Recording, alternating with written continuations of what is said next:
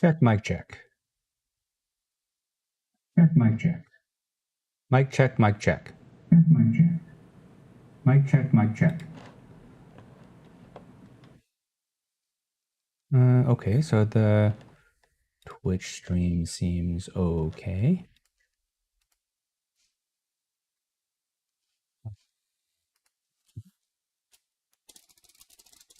Me.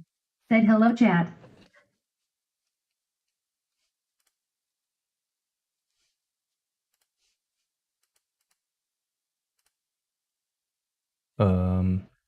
Where is chat? Let's check YouTube.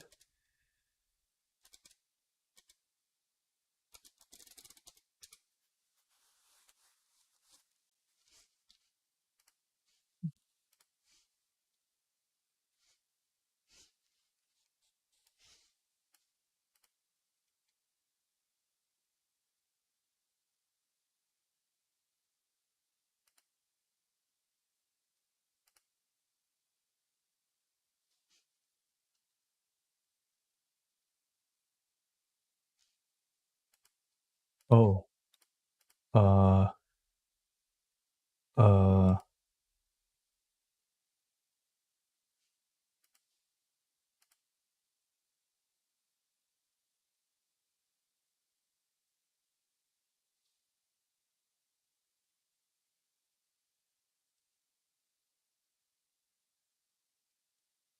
oh, darn. Okay, that's gonna have to be.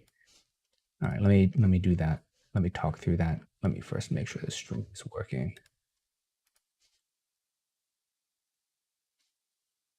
Appears to be live. This.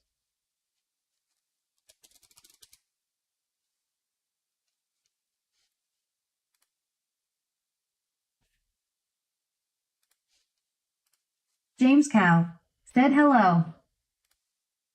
Well, that was delayed, but that seems to be okay. And then let's check this. Corporate Tool. Said hello. That's pretty fast.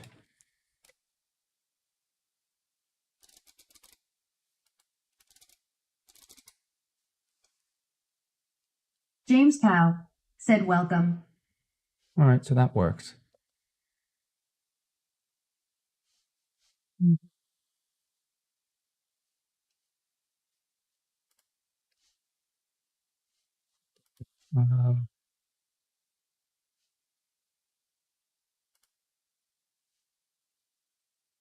Encoding lag. Why am I getting encoding lag?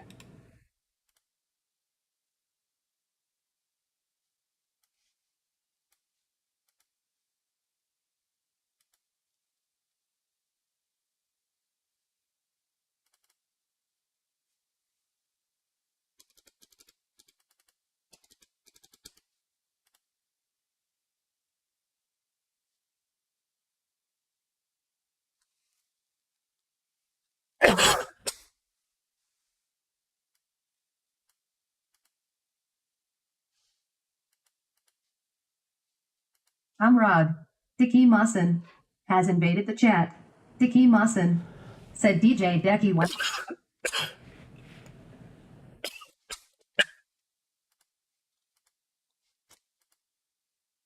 I need to restart the stream. 1 second here. Encoder is lagging.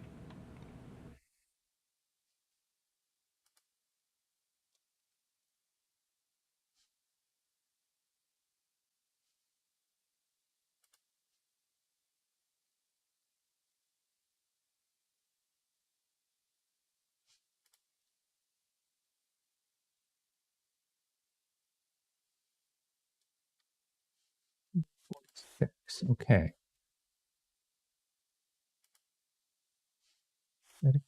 Stream.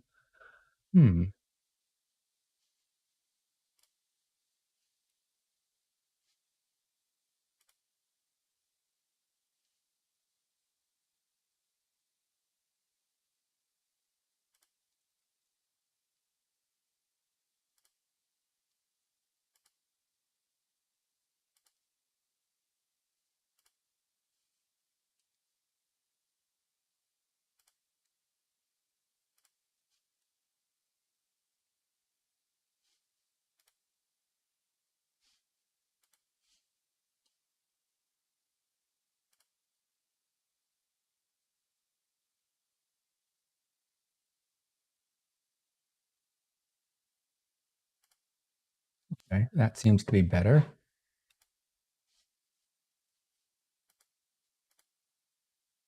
Stream quality still seems good.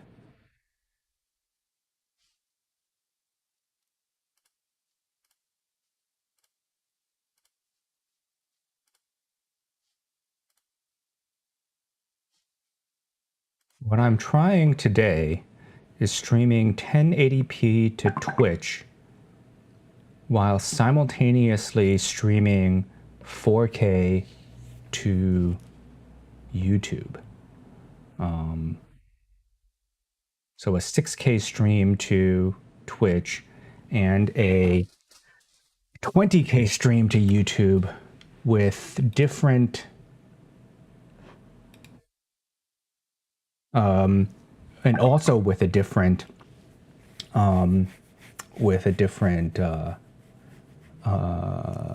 frame size. I think that this is working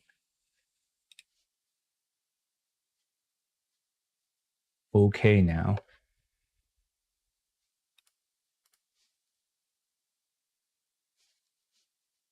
Links.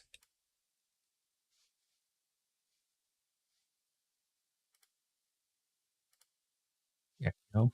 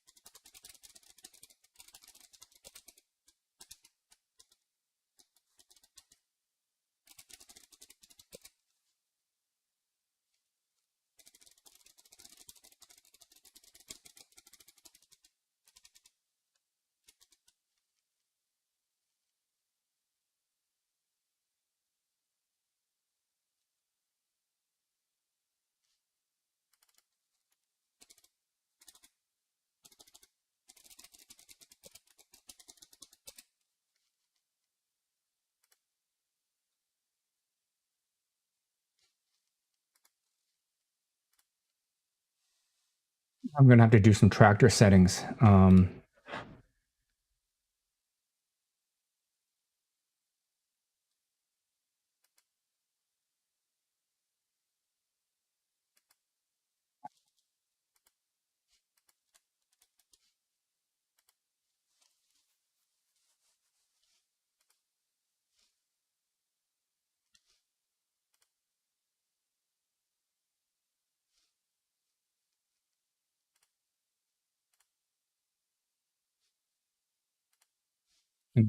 Oh, Dekima-san.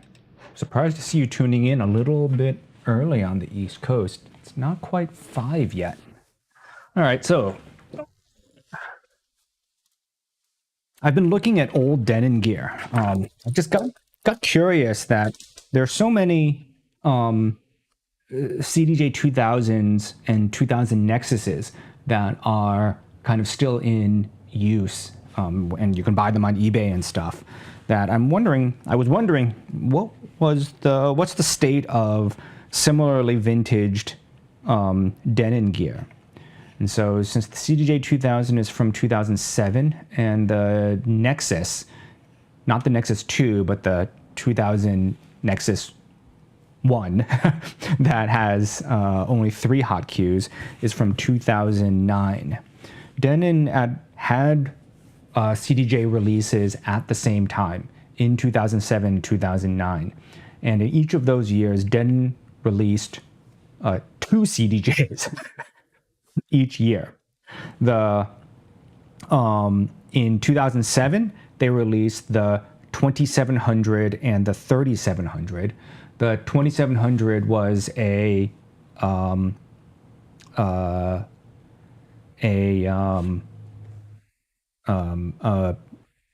mechanical jog, and the 3700 was a spinning platter. And then in 2009, they released the SC3900 and the 3900. Again, the 2 series, the 2900 being the non-motorized platter, and the 3900 being the motorized platter. Darius Hoyt has invaded the chat. Darius Hoyt said you aren't online on Twitch. Not online on Twitch. Oh, the Twitch stream stopped.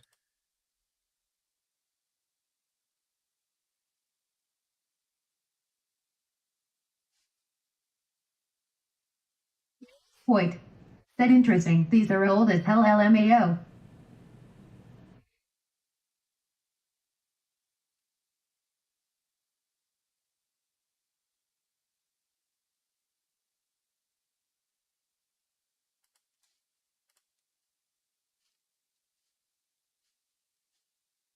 All right, there we go.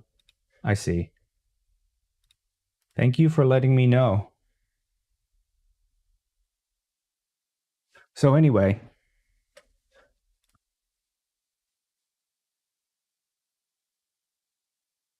I'm Rod. Contra One Freak has invaded the chat. Contra One Freak said good now. good. And so anyway, so in 2009, coincident with Pioneer releasing the CDJ 2000 Nexus, Denon released 2 CDJs, the SC2900 and the SC3900. The 2900 being the stationary platter version, the 3900 being the spinning platter version. And as far as I can tell, internally, the Denon and the Pioneer mixers of this era were very similar to each other in that in the shell, it looks like a CDJ. Internally, it's a car head unit.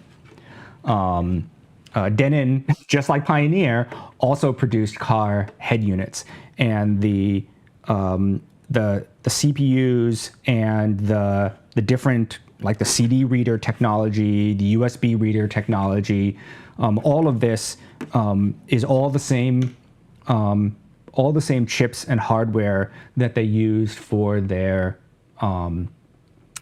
car head units. And this is essentially a platterized head unit. Let me flip this around actually.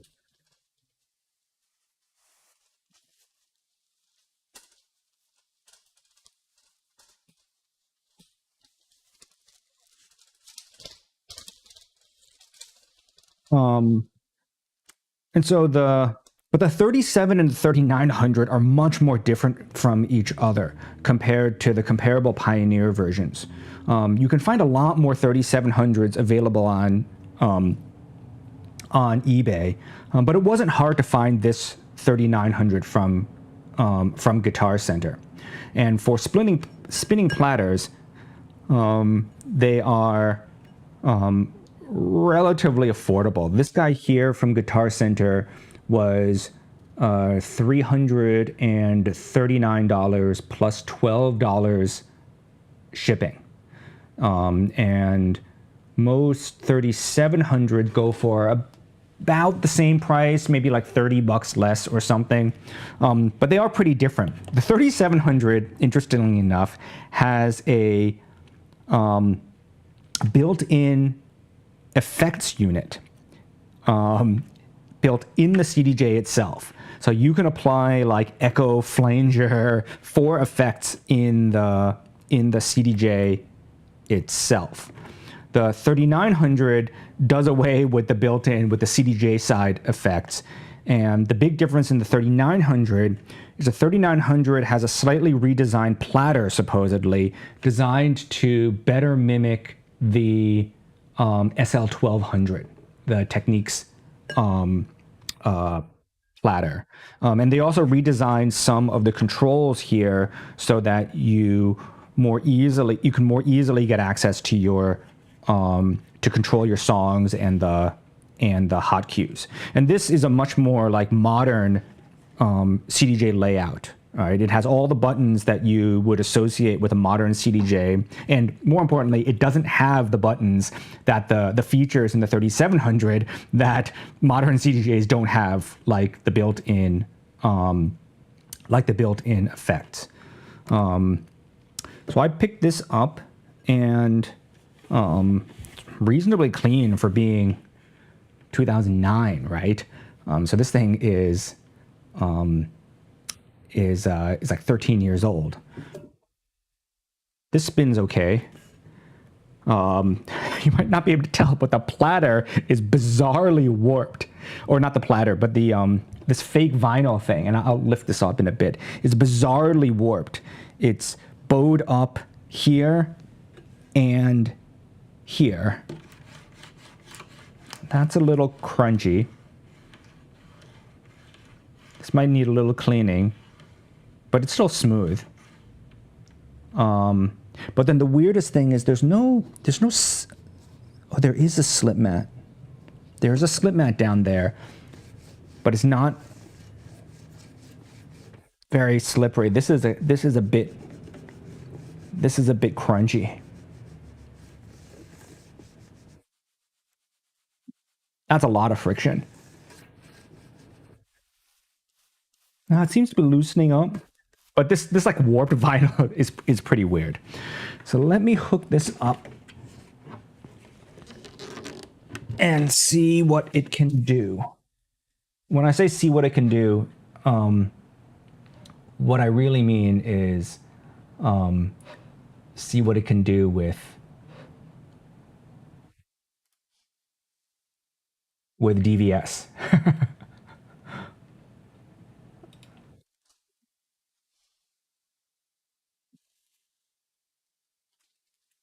Since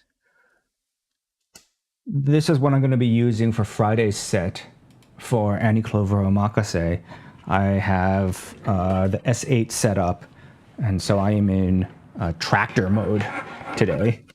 Well, I am in tractor mode this week. So I will be using tractor. I'm going to locking myself in here. All right. Let me hook up. I need to hook up the power, and this AC power. Unlike a lot of Japanese gear, and unlike the SLDZ 1200, this AC is polarized. Contra One Freak said Tractor best DJ program, period.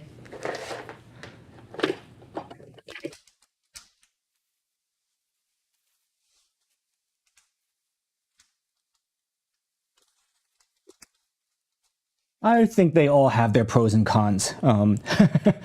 They all are designed to do a few different things. But in particular, I had the S8 out because I wanted to use stem decks and remix decks on Friday. So that's power, and then line out.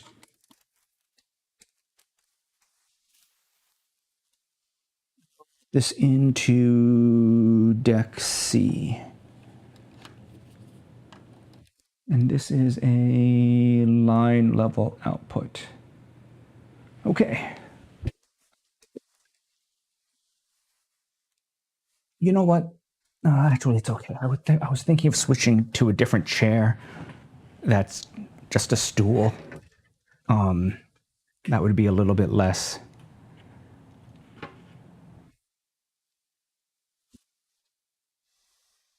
Okay. The best view gives me a little space back here. Well, let's turn it on. Does it turn on? It's supposed to turn on. Supposedly, Guitar Center tested this. Dan and GJ, oh, look at this dot matrix display. Comrade Elisidra has invaded the chat. Comrade Anna_banana_10 has invaded the chat. All right. And so I've got I've got, what am I pointing at? The camera's here. I've got the USB that I put tractor DVS timecode onto as WAV files. Supposedly this thing can read WAV files.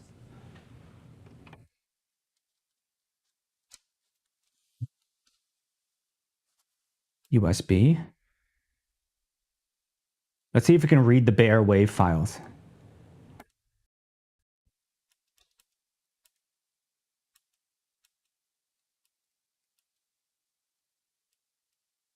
Cannot read this drive at all.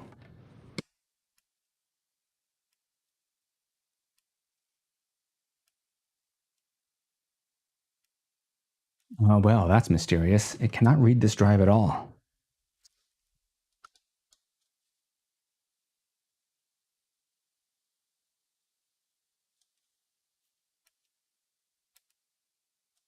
This was formatted FAT32.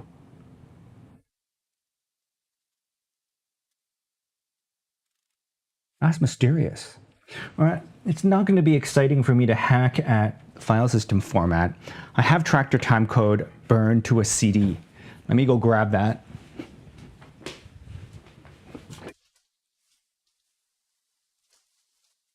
Back when I was setting up the SLDZ1200, I was testing to see whether the signal path handling was different between CD and USB. And so I burned CDs. If I remember correctly, I burned CDs of all the time code. So I should have one tractor CD, one of each of the DVS timecode for tractor, virtual DJ, Serato, and record box. If I could find the box where I put all of them. Oh, I think.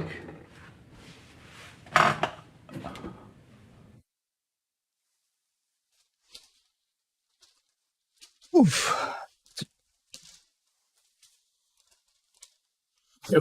It was back there. All right, let's see. Serato, record box, tractor. I'm Rod. Valentino Algarod has invaded the chat. Okay. Tractor. Oh. Let's see if the CD drive works. How many tracks are on this? Can it read?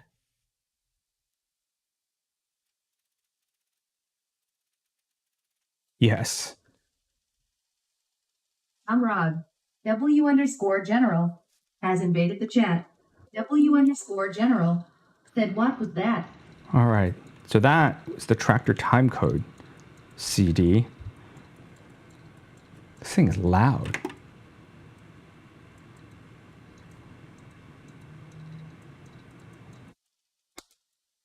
All right, so the brake. This is so slow. Why is the spin up so slow?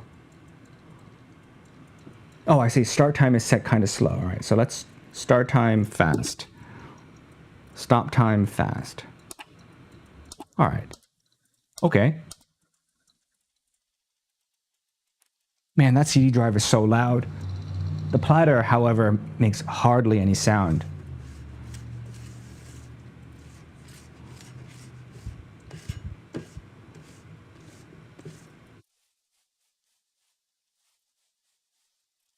This warp disk feels so weird. Said it probably starts faster if it was like brand new.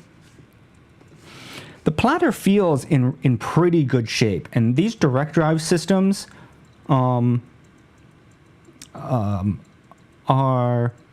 pretty durable. I mean, this is why there's so many SL1200s still in production. It was this switch here that there's two knobs here that control the break time Contra and the 1 start freak time. said also, most people I knew that had the Denon replaced the vinyl with a 45. Yeah, so I'm going to need to take a look at that because this is...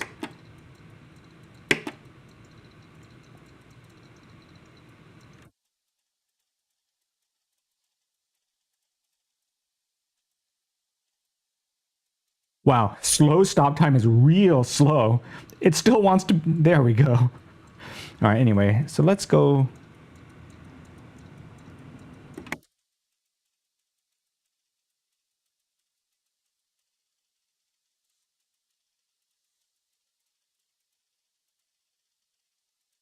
The pitch range. 16, 100, off. 6, 10, 16, 100. Oh yeah, double speed! Comrade Aerobera has invaded the chat.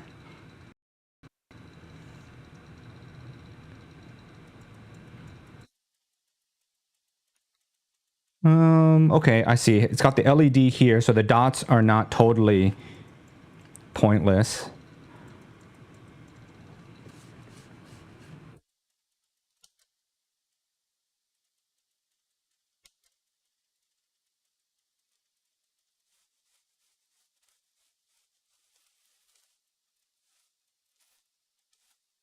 It's very torquey, even though this slip disc, this ancient slip disc is not very slippery. It really picks up.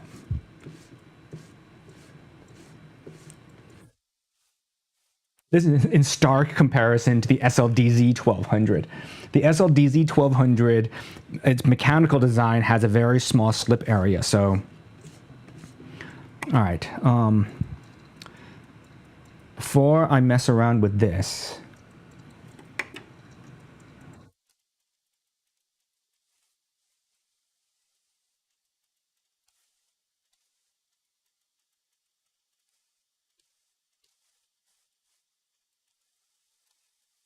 You can't see that.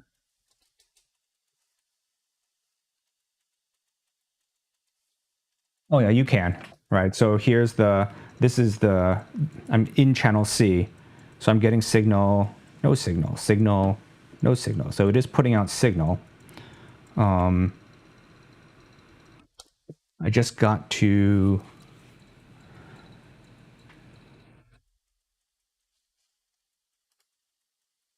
I have got to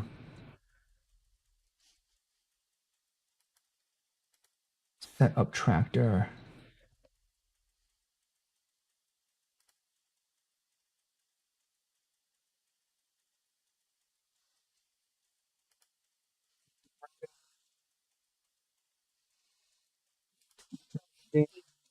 Said that's why a lot of turntablists stayed away from Technics and went to Denon, Stanton, Newmark even. Seems that their torque and their machines are the least powerful. I think that's the controversy. What people like about the 3900 compared to the 3700 is that this torque adjustment feature can lower the torque down to SL1200 level torque. I think that seems to be a matter of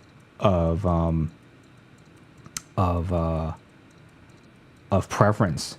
I mean, nowadays, given that the SL1200 isn't made anymore, SL1200s are about $100 at least more expensive than this 3900. So like on eBay, if I wanted to buy an SL1200 used, it would cost me $400 to $450 to some partially broken one, like, you know, busted tone arm or something.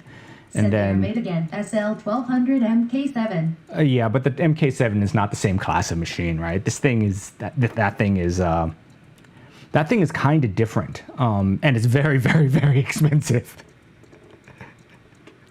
Contra One Freak said, "Fair enough."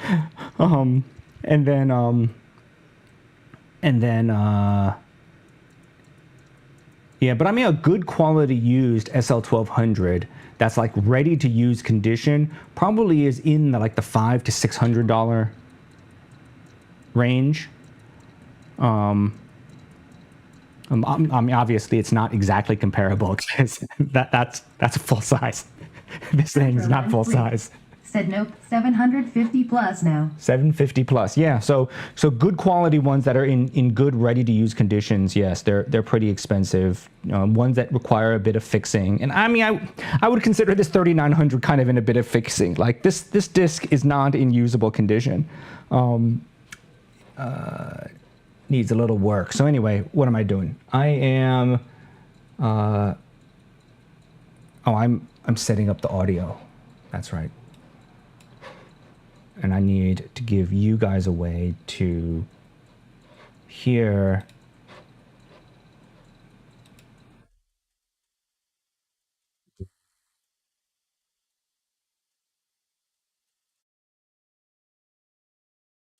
from S8.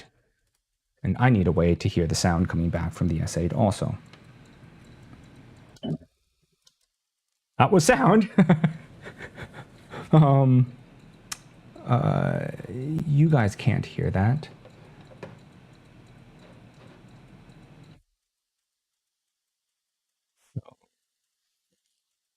I need to route you guys to B2. All right, now you can hear. Wow, that pickup is fast. And that is also a little too loud. Let me turn down just the gain for you guys.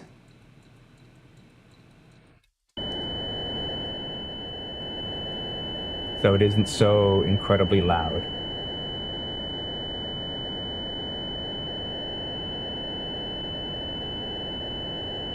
Right.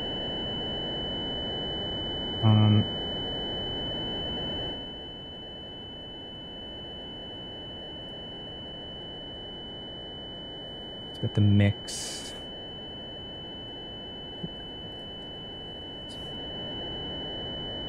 Keep you guys minus 25 dB of this.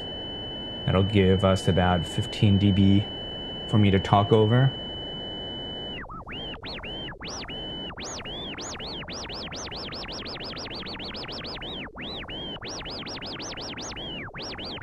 All right, that's a lot of torque.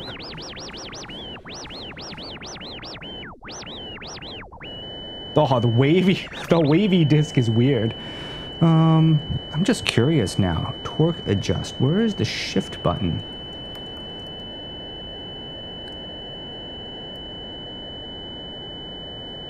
I guess I can select this. Is this less torque? Yes, that is less torque.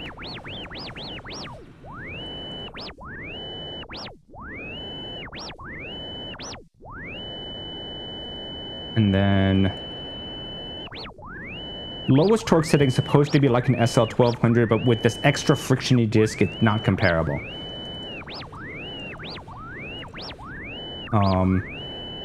Because I tried 970s SL1200s. He brought one over for Annie Cloversary, and honestly, the pickup was just fine with a slippery slip mat. And he had, I don't know the brand, the slip mat that's basically it's like felt on one side and it's got this smooth surface bonded on the lower side. It was very slippery. This, okay, so, and then, oh yeah, okay, so mechanical controls all work. And then let me double check DVS.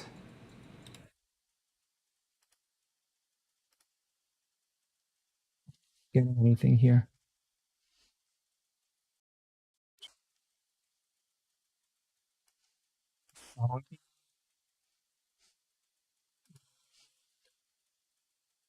Time code setup on deck C.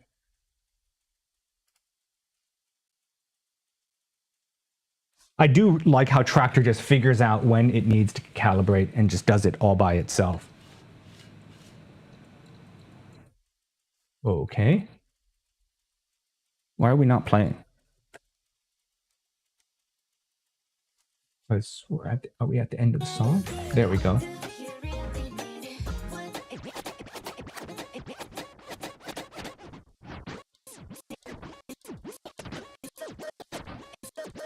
I'm not used to this much torque. This is much more torquey than the SLDZ1200. It really fights me.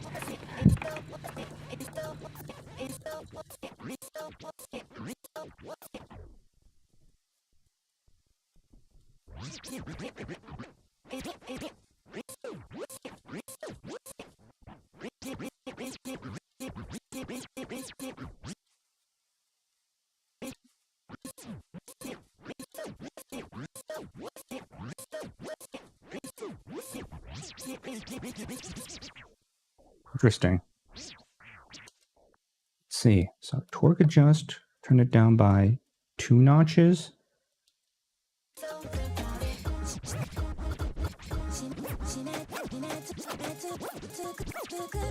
Oh yeah.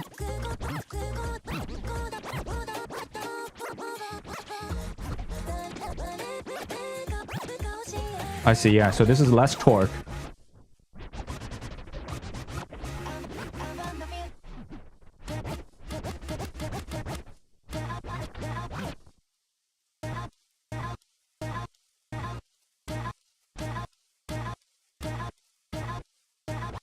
Still has pretty good pickup. Then if I turn the torque all the way down,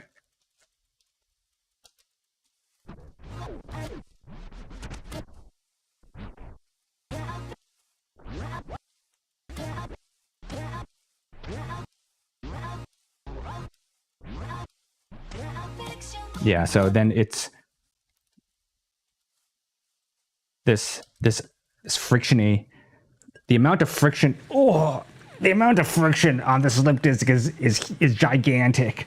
And so that's at low torque, that's too much for the motor to fight against. Okay, so principally this works.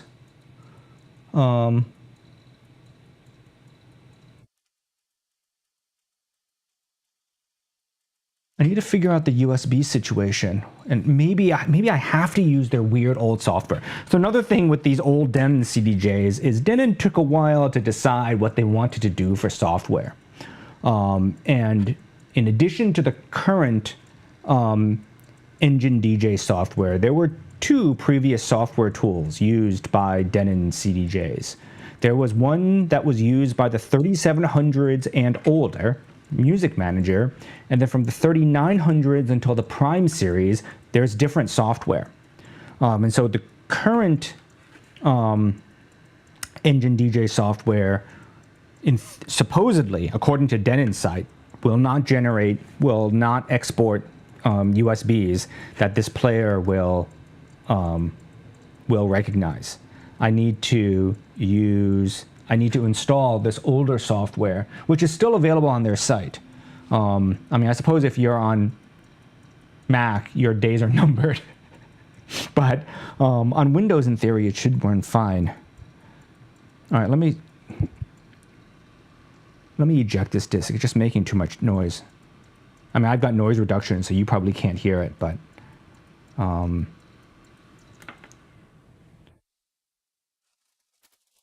And the other thing for me to try is in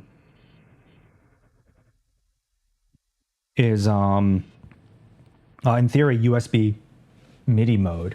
In theory, I should be able to drive, I guess the only software now left that can communicate with the 3900 over USB, and I think get platter data from it, is Virtual DJ. So I can try that. But the first thing I want to do is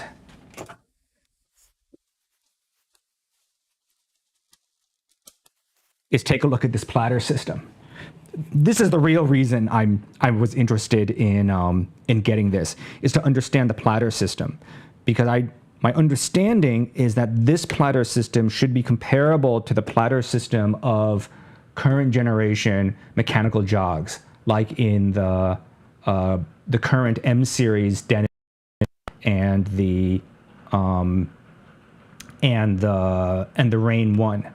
But those CDJs are too expensive for me to buy one just to take apart to figure out how it works.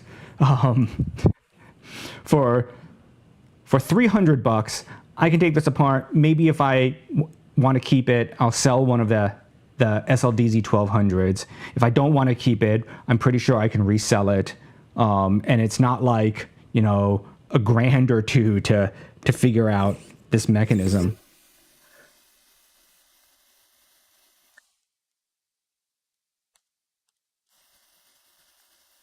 Well, this screw is real long. That screw is really long.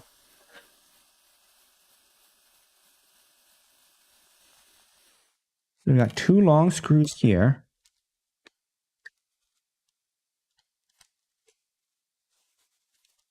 Ah, I see. And then there's a slip surface.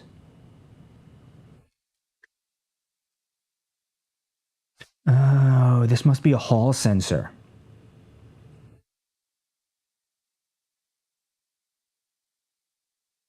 Yeah, this has got to be a Hall sensor mounted on a bearing.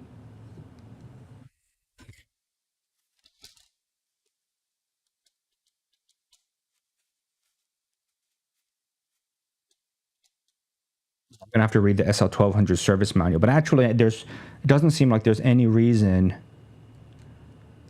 Nothing down here needs any work. This felt is in pretty good condition for being so old. The issue is this thing. Okay, so layering here, what there seems to be is there's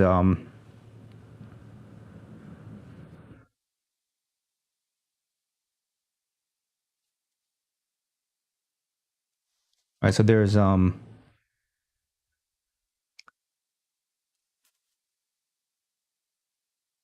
mounted inside of, pressed inside of this bearing is this bushing. Well, it's not really a bushing because you clamp onto it. Anyway, with a flat. So this part spins one-to-one with the disc. The platter turns underneath it, right? So the platter, I can hold on to the center thing, platter spins. This thing goes down the center. So this is spinning at the same rate as the disc. James 83. This says spins at the same rate as the disc. So I have to imagine that this at the bottom, on the underside of this, there's probably a magnet that is being read by a Hall sensor, which is the same mechanism that the this hobbyist BLDC brushless knob guy and the Rasteris SC1000 Mark II all use magnetic encoders for that, which should be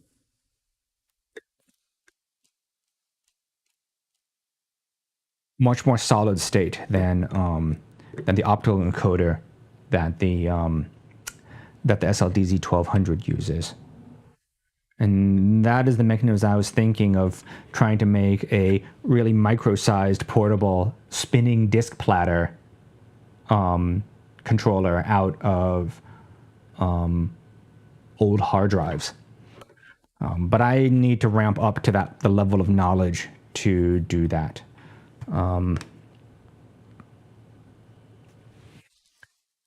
Let's see. Okay, so I've got this warped ass disc. This disc is so warped. It's so mysterious that it is warped symmetrically. 2, 3, 4. I'm wondering if this warp has something to do with the mold that it was. Whoops. I'm Rod. Another 2TV viewer. has invaded the chat. All right, 1,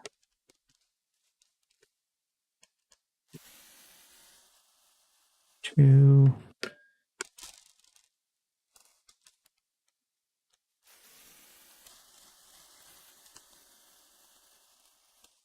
3.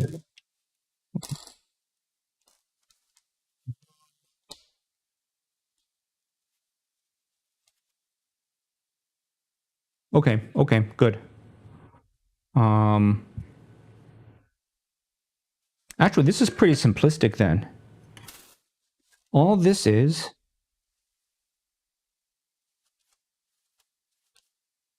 a plastic disc with a big ass hole in the middle.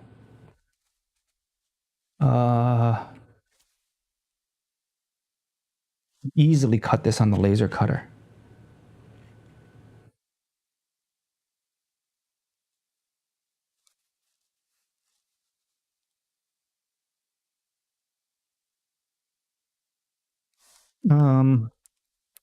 I missed something important. Let me put this back together momentarily. I forgot. Oh, nice, right? And there's 3 here so that it locates against this diameter. So that diameter needs to be exact. And then there will be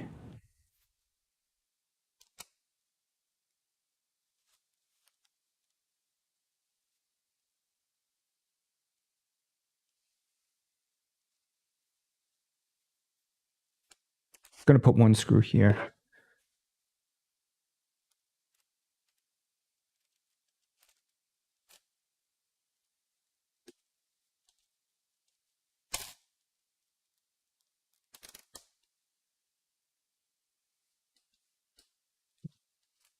I'm going to have to go looking for that.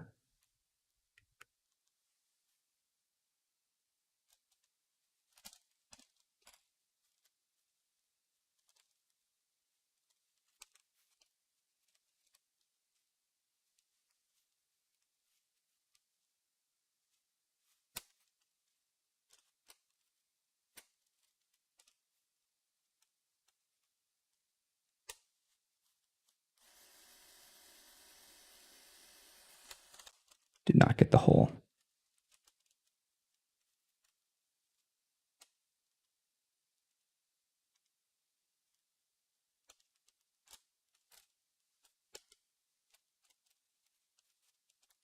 Yeah.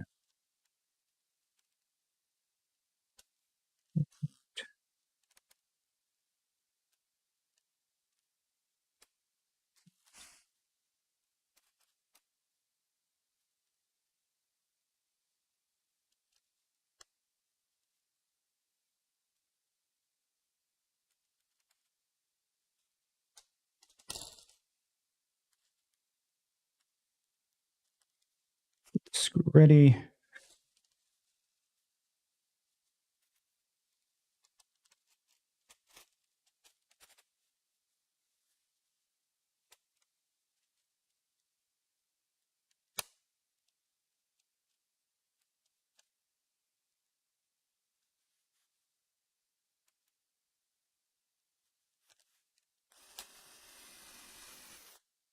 Okay.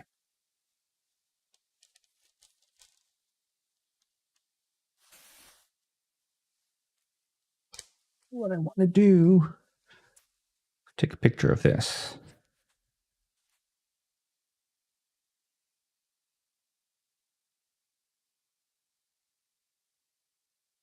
Okay.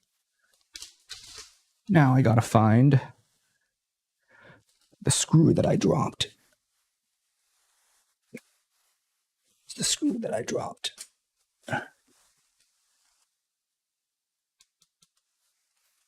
Not have gone far. I actually also didn't hear it clack onto the floor.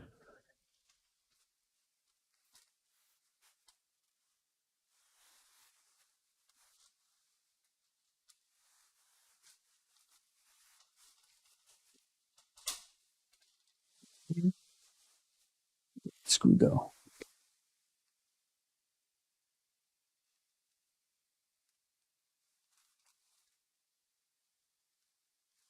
Feeling it's not on the floor.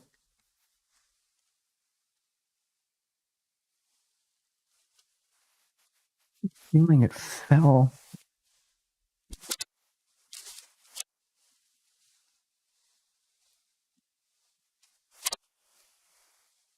Oh, here it is. It didn't fall on the floor. It landed. No wonder I didn't hear it clack on the floor. It landed on the slip disc. All right.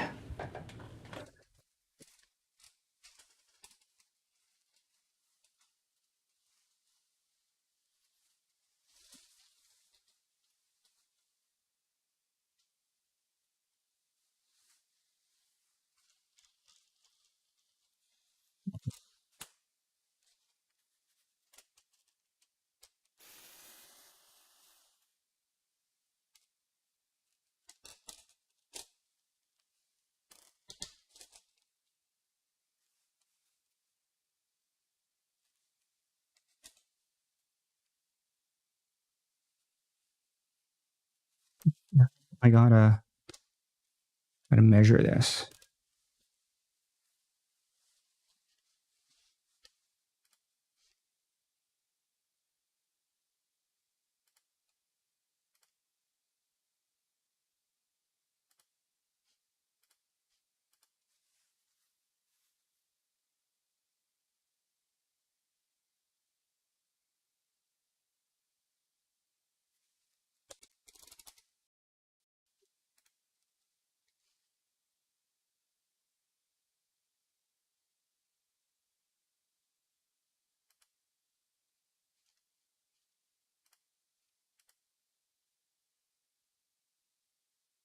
I actually don't understand why I don't have enough.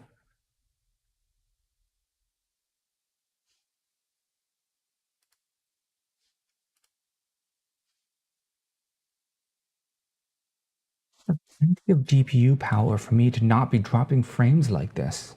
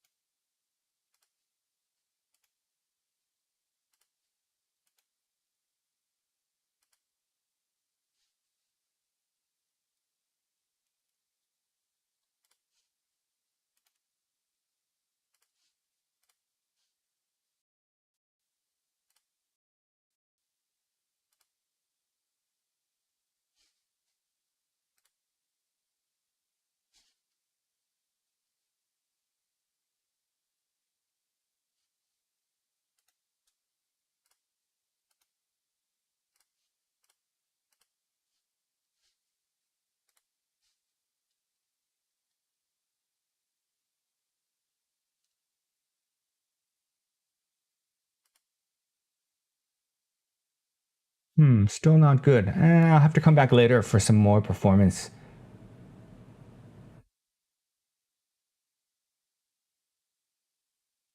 For some more performance tests. I am not entirely clear why.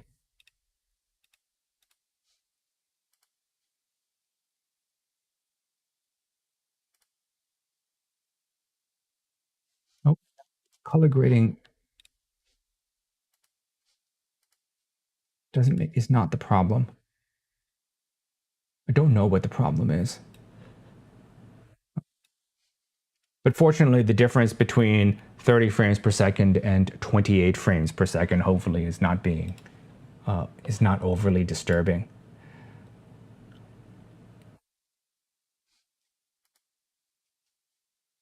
And neither Twitch nor YouTube are complaining about the drop frames, so I guess I'm close enough.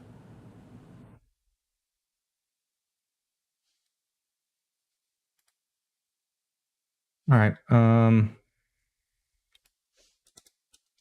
Now I got to take some measurements so that I can cut myself my own discs.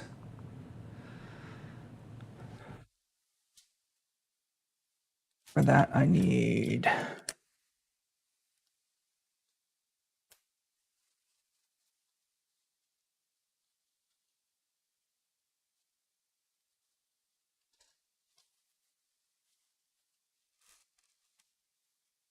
these guys on here so I don't lose them. Got the mat. Yeah, I'm going to want to measure both so that I can cut myself.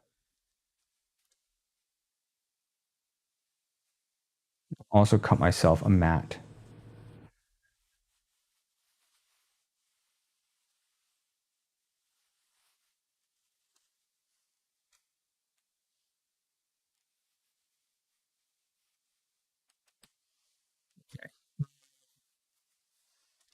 So first, let me log into Onshape.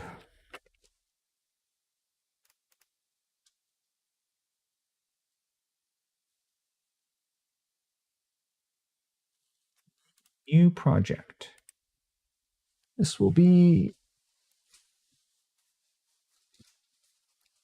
let's see, 3900.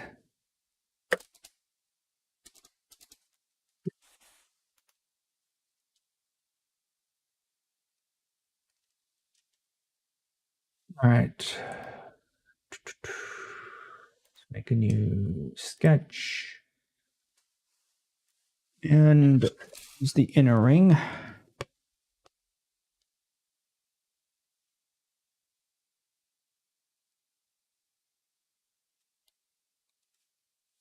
Not surprisingly is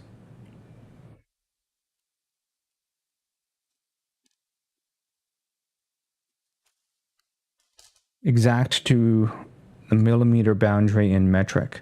So that exactly 38 millimeters. Given the way this location mechanism works, that should be the same as not. Oh no, because this is not the location mechanism goes in here.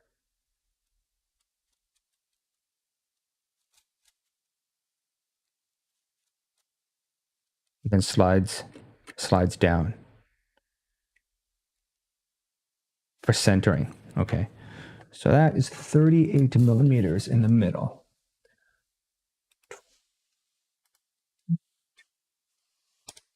Change this document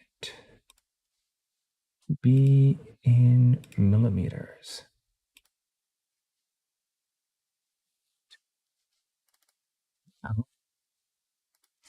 Sketch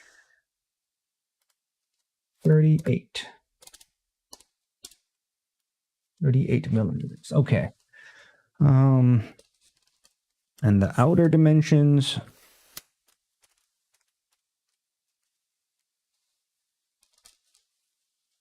that's going to take a ruler.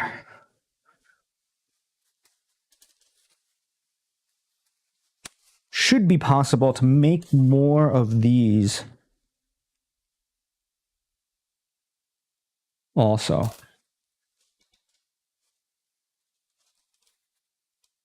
Although not entirely necessary.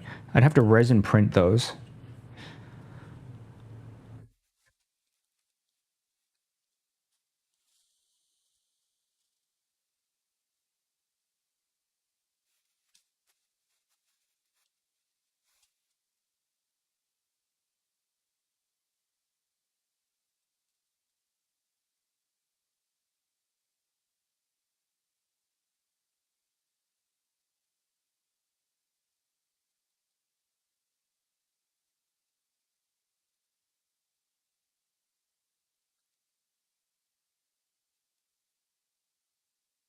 Slightly bigger than 8.5 inches, but I have the feeling that this should be metric also.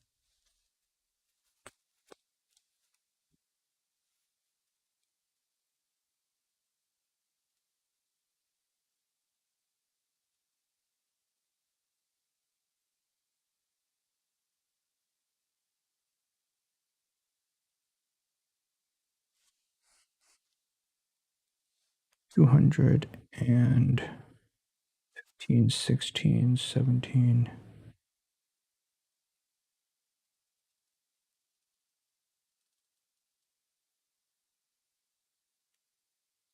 The 218 millimeters is the stock version, but I could make a bigger one.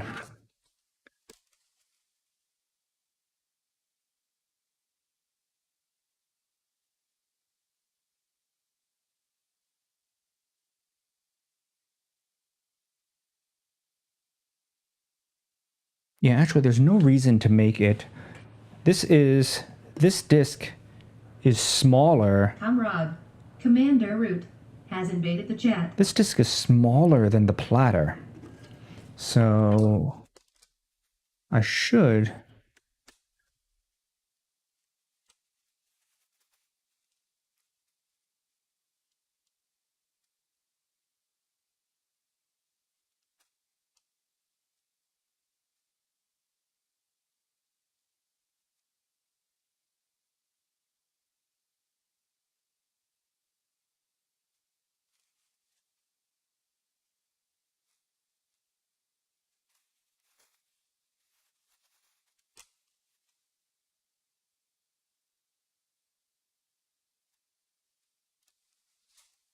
How big can I go? I mean, I don't want to bump into this.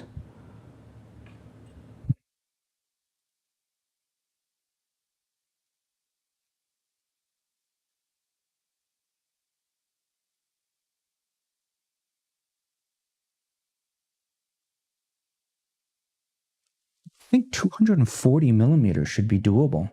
If it weren't for this thing sticking up, I could make it, I could put 10-inch on it. Like there was a video recently about putting the 10-inch platters from like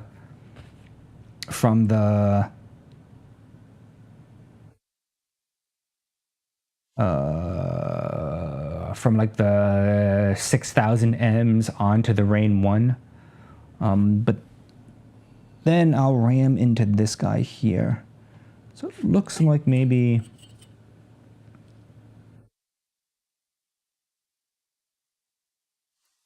240 is the limit.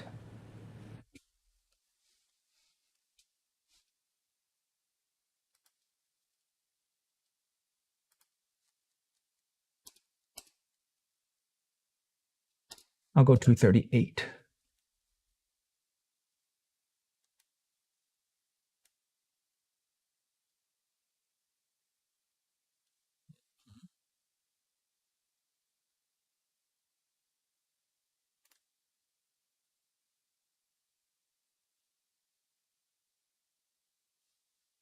How thick? Not that it really matters. But this section in the middle here that clamps down on.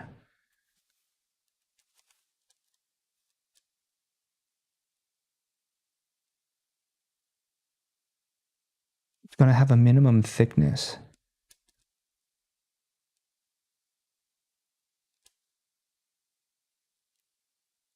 That minimum thickness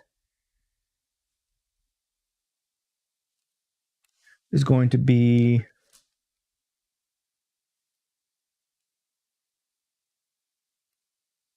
the amount. This ring has the inner part of this ring sticks up.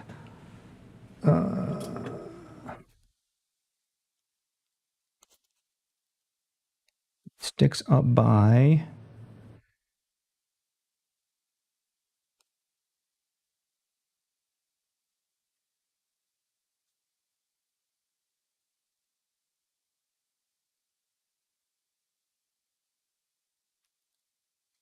0.63 millimeters, so it can be no thinner than 0.63 millimeters and no thicker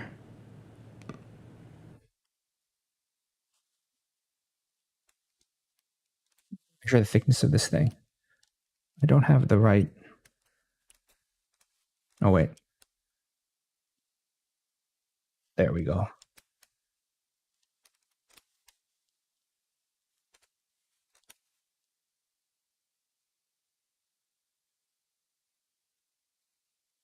Good amount of leeway.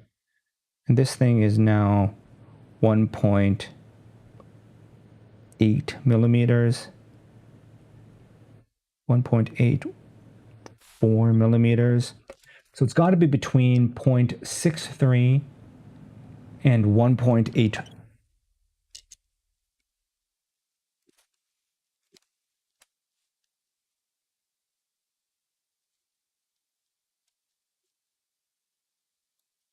Round it up. It needs to be between.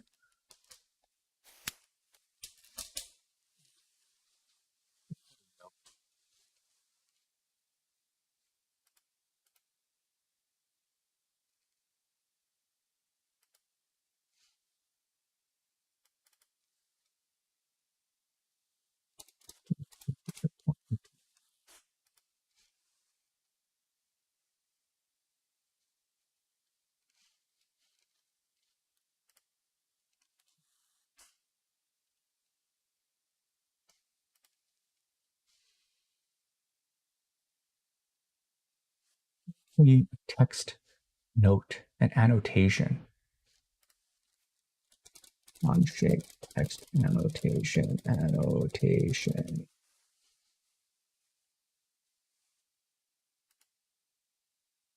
I can add comments to dimensions. Ah, okay.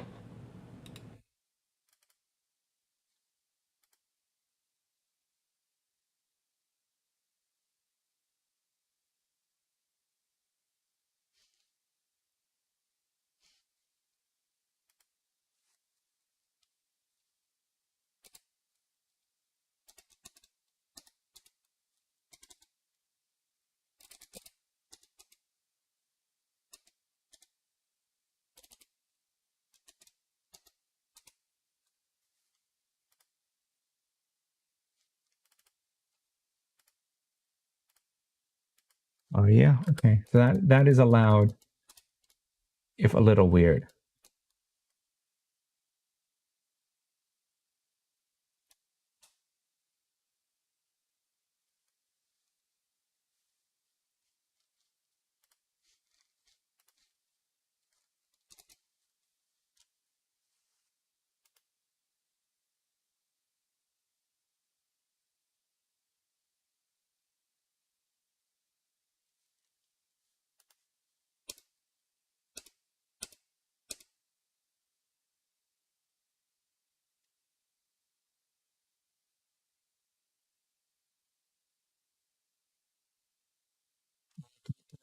The sketch. I have to put a note into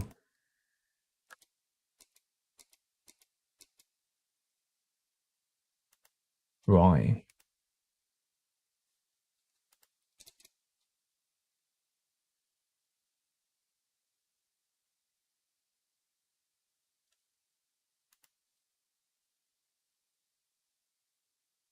I don't turn text to the sketch. Really? Okay, how do I do this? Oh,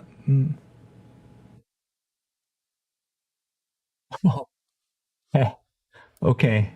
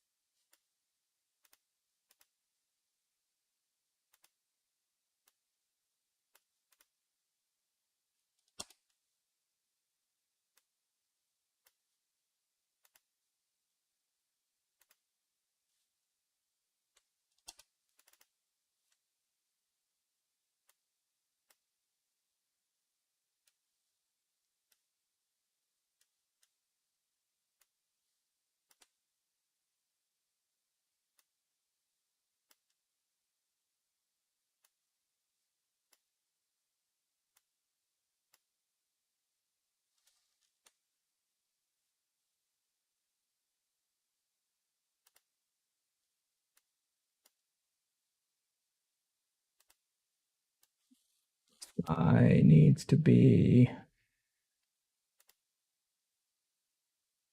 instruction.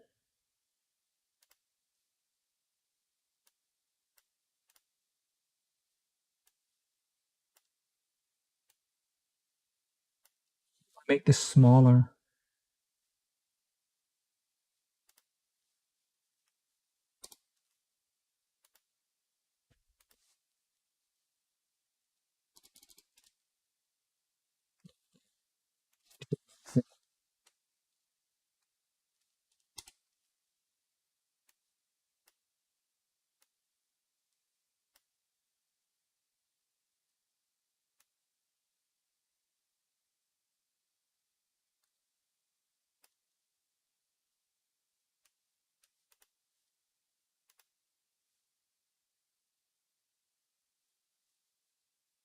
Okay. Okay, let me...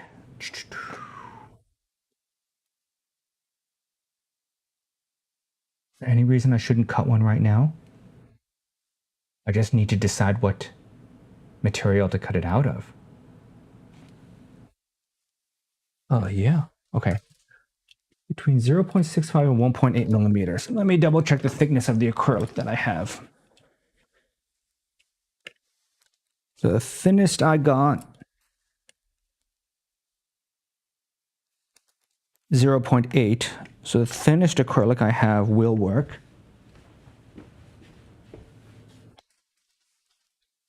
And then let me check the one thicker than that, because I actually would rather cut it slightly bigger. I would like to cut one of these.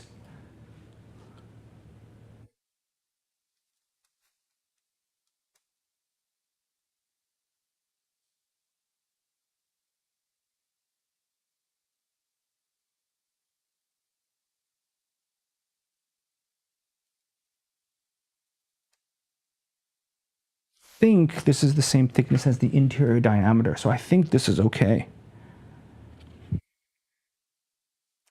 I'm going to cut it out of the thicker material.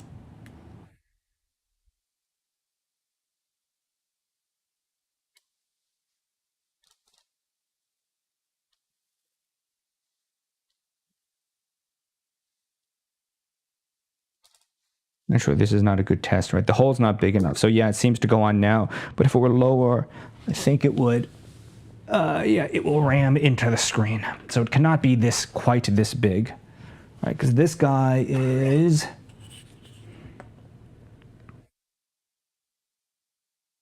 just shy of 10 inches. But a 10-inch platter will not fit on this. Right, it will not fit on this.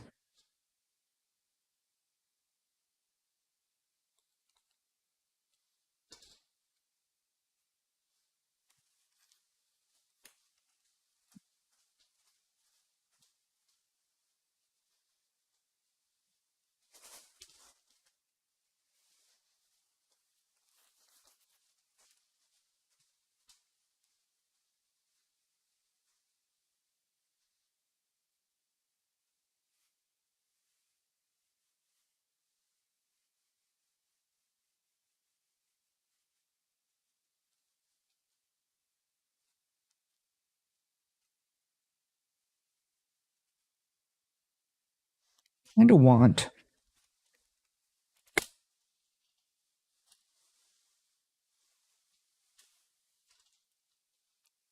to cut a ring. So there's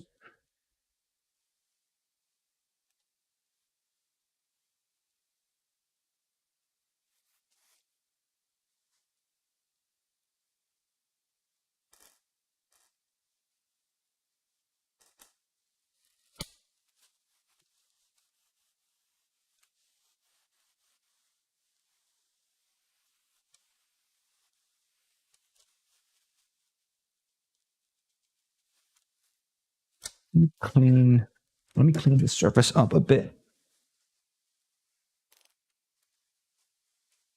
You take another measurement, not just of the biggest possible platter that I can make, but what are the key dimensions?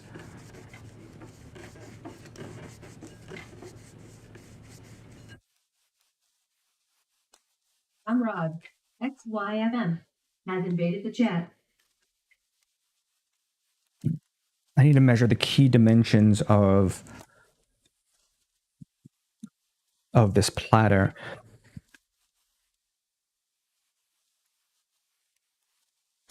Because there's the center part. So it seems like the way this is designed is for a slip disc that only this here is made out of some slippery plastic. And so the design here seems to be the slip mat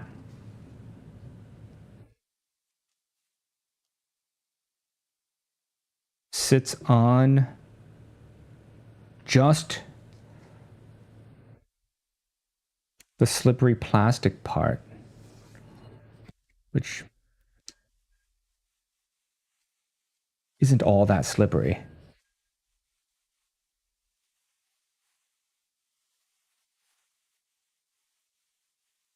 And then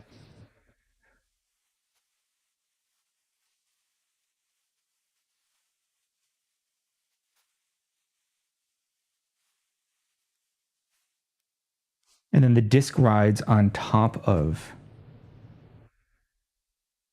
that.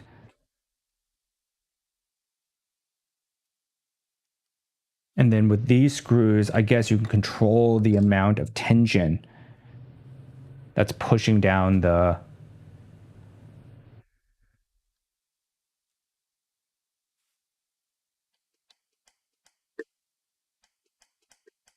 that is pushing down with. I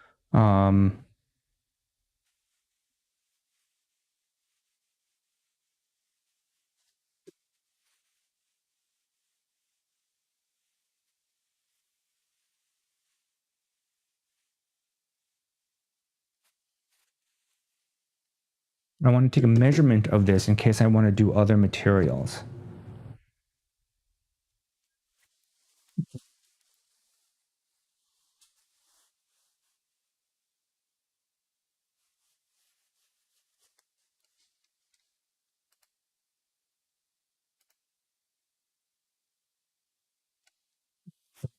Name this guy. This guy will be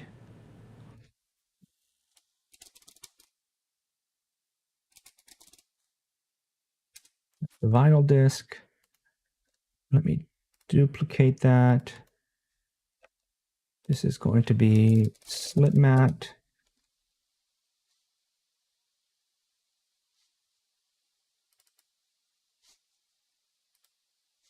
So the slip mat has some significantly different dimensions here.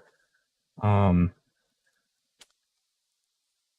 center hole of the slip mat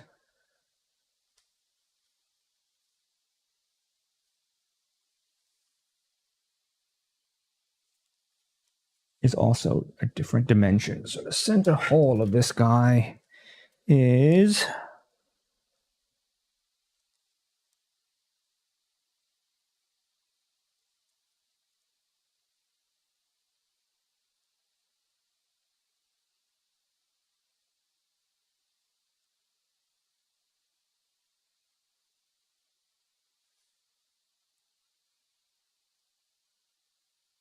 14 millimeters.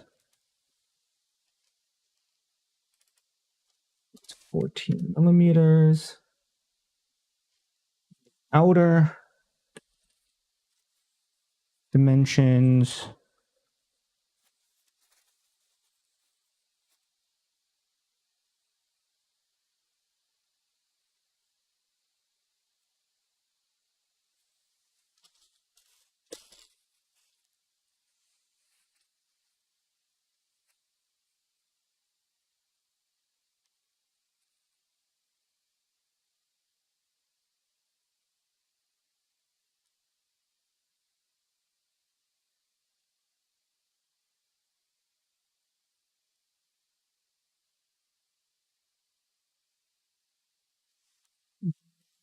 Five, 96, 97,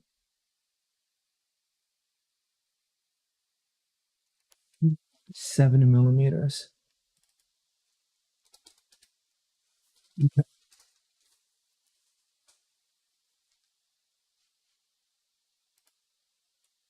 Need this if I'm going to make another slip mat.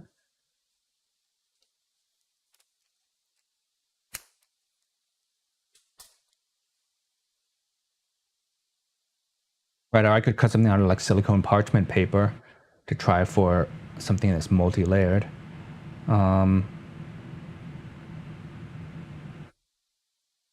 Okay, I think I am ready to cut.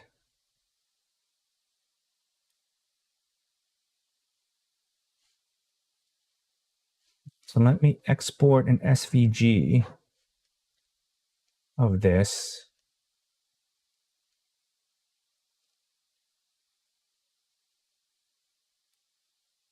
Let me export an SVG of this. I'm going to export an SVG of this, make some adjustments, and then laser cut a disk. Get rid of this warped guy. For that, I need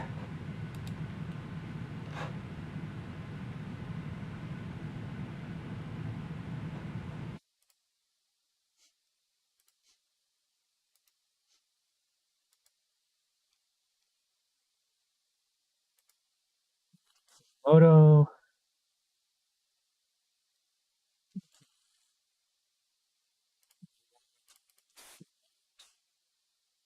No, I don't want the slip mat. What am I thinking? Print area, import, final disk.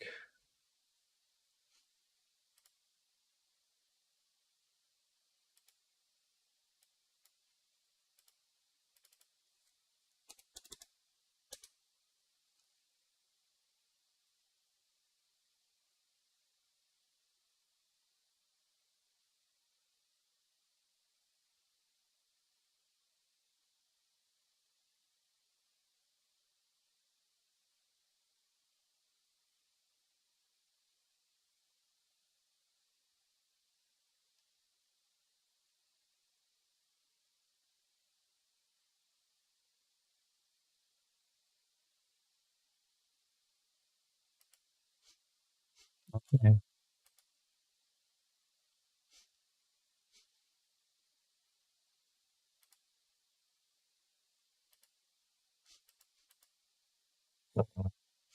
Yo.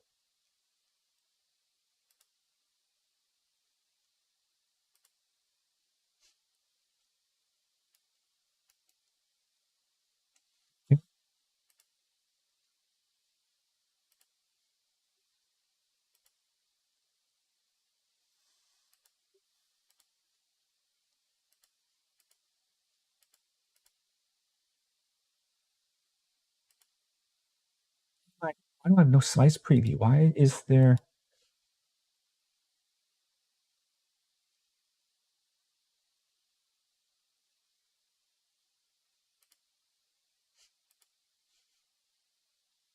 What's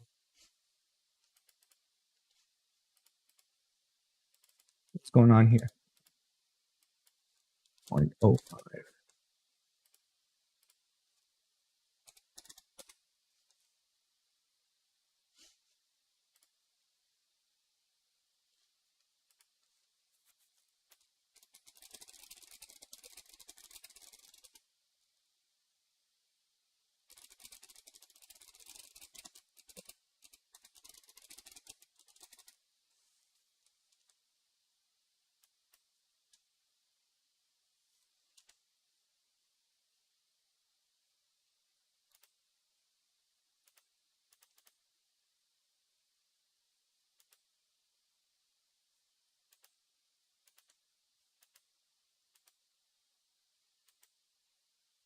Clear workspace. Import. File disk. Got this guy.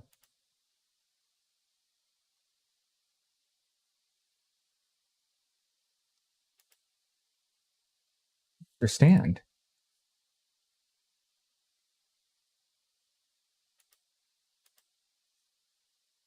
What? Why can't I see the cuts? What is going on?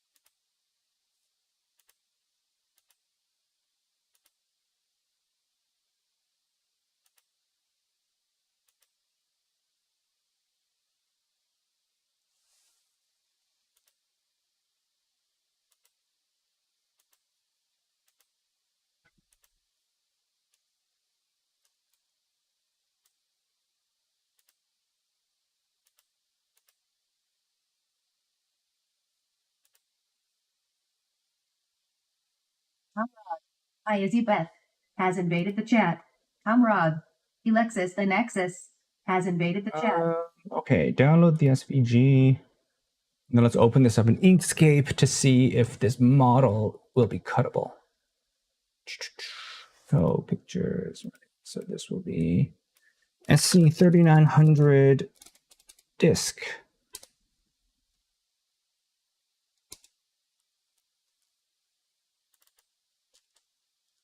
No, don't open it in Chrome. Need it in Inkscape.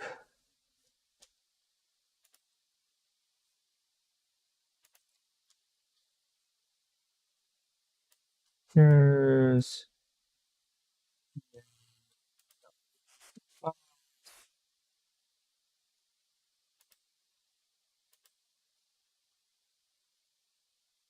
the hell? Where's regular document open?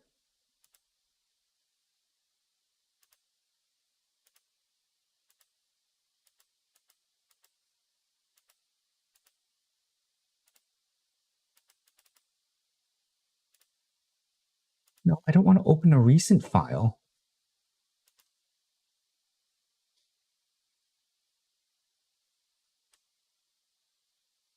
Let's see, 3900 disk.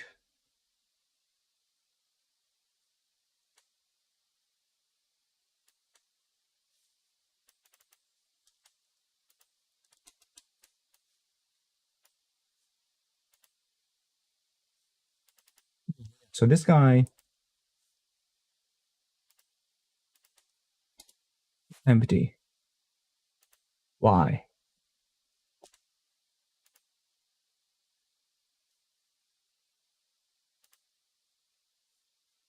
What's going on?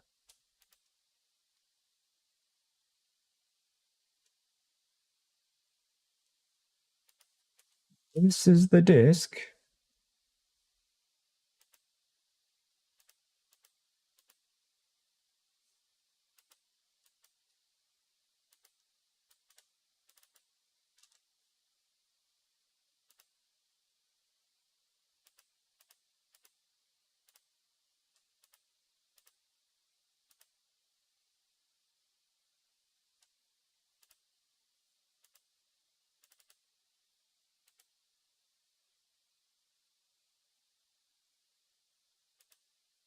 Uh, uh,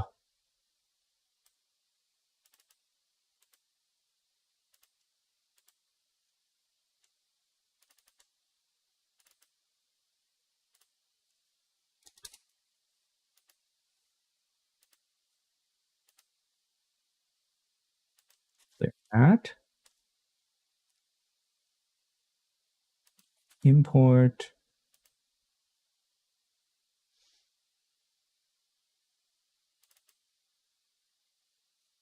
Part. I guess if it's less than a millimeter, it didn't render? That's weird. It looked like too thin. All right, so now we got the pieces. So we export this. I want SVG. I want to overwrite SC1000 SC3900 disk. Okay.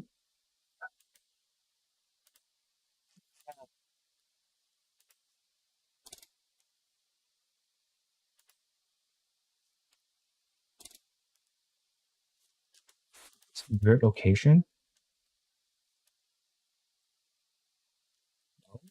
Should be here in my pictures folder. There it is.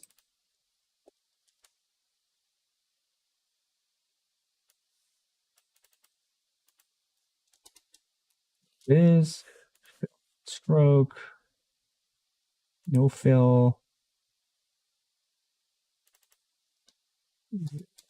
0, 0. Okay, so now I can see it.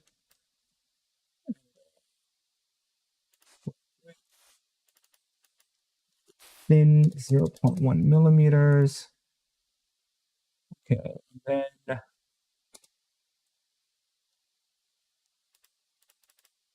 oops.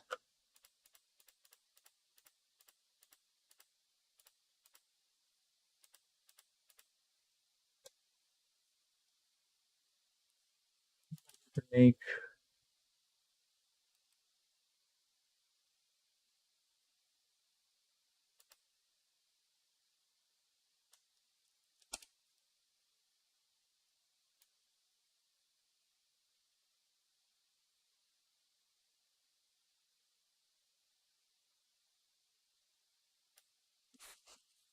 etch.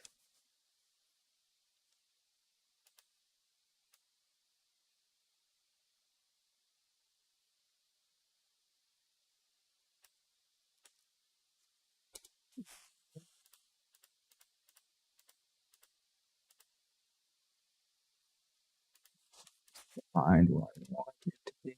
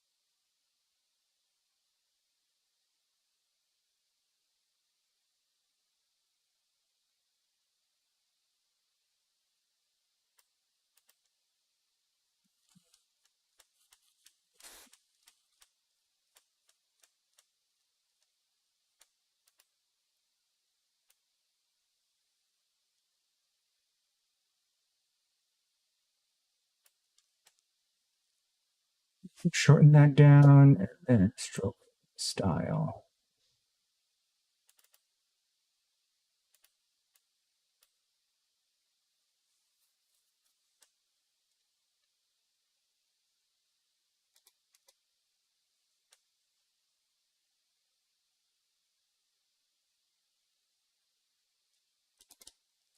Stroke. This should just be where I'm going to etch. Amrod, Emma_the_dilemma has invaded the chat. Etch this. Okay, so let me go turn on my laser cutter, and then I will load this into the laser cutter and cut.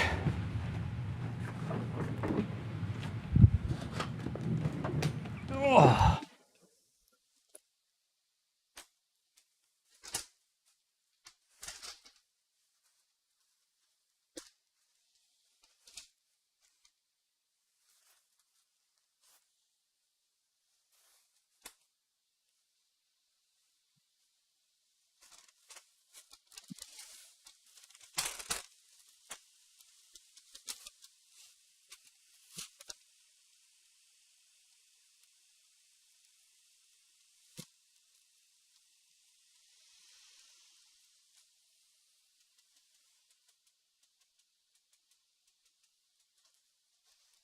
I need to find the, where's the black pearl?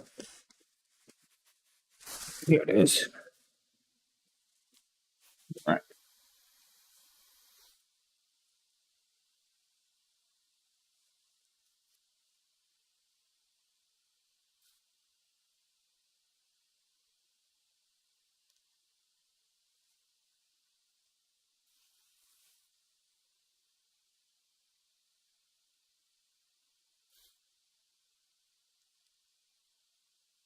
What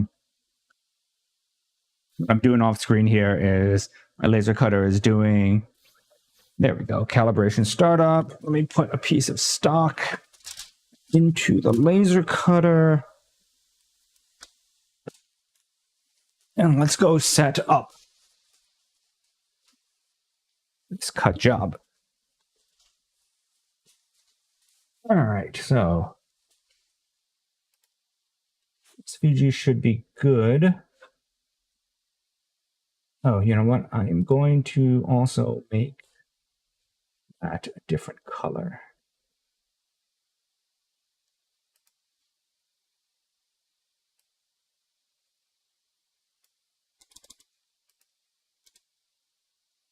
Red, black, and etch. Okay. All right. Now let's head over to Glowforge.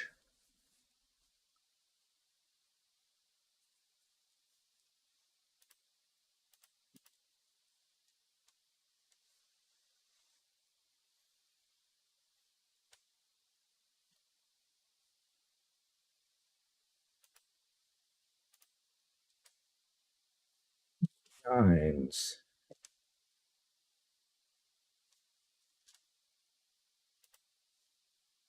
Create new design. Upload. No. Create new design. Upload a file.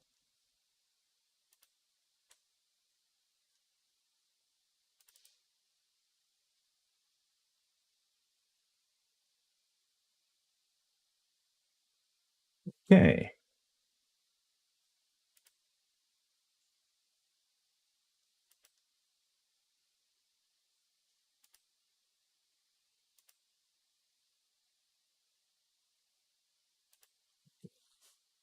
That's shallow and grave. Okay. And this one is 1.8 millimeter chemcast, 1.8 millimeter chemcast. This material is uncertified 1.8 millimeter material. Okay. I should etch this section in and then cut the rest. This one.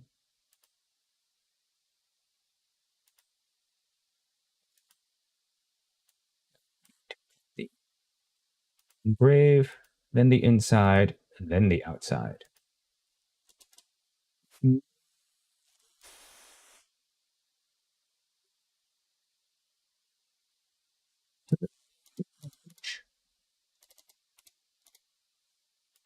Okay, let's set the focus.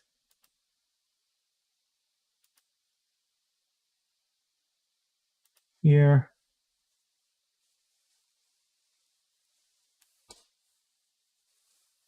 Yeah, sorry, I don't have the camera set up for the laser cutter. So when I run off to retrieve the laser cut items, it's just going to be empty screen until I come back.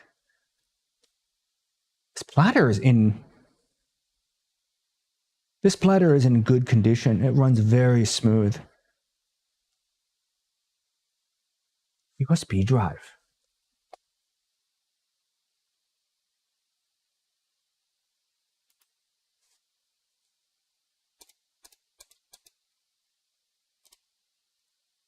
Okay. Here we go. Print. All right, I'm going to head over and 1 minute and 15 seconds.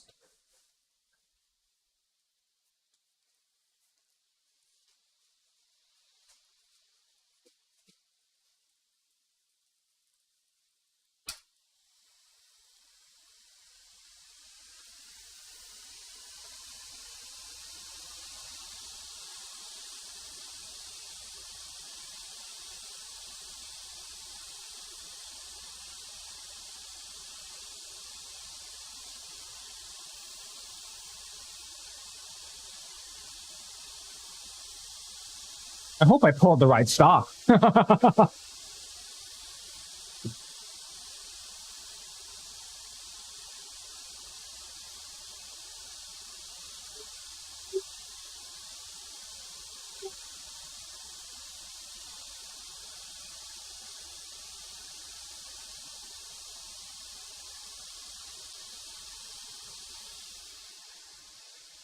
This is the black acrylic, right?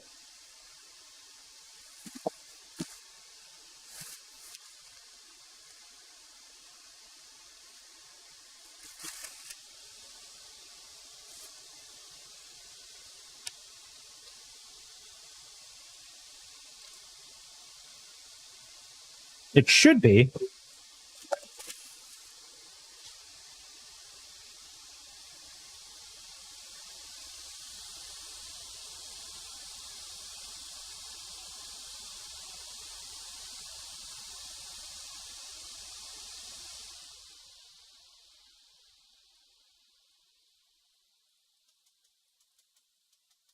Okay.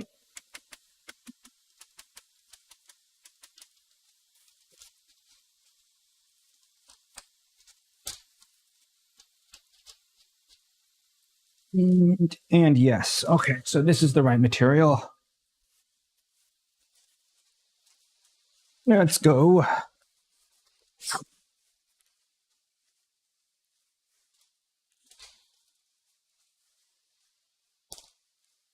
Let's see if I got it right.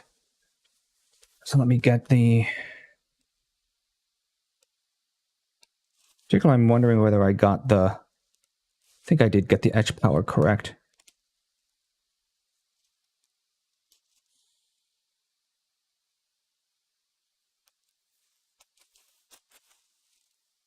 Oh, heck. I guess I bought some of different colors. This is not black. This is red.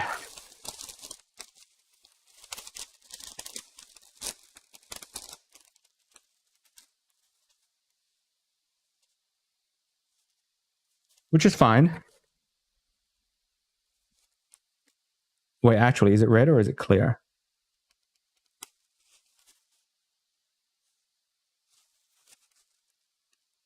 I think this was a transparent red.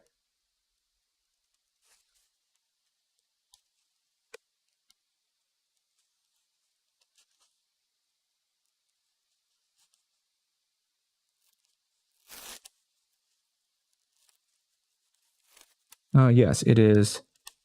It is the transparent red.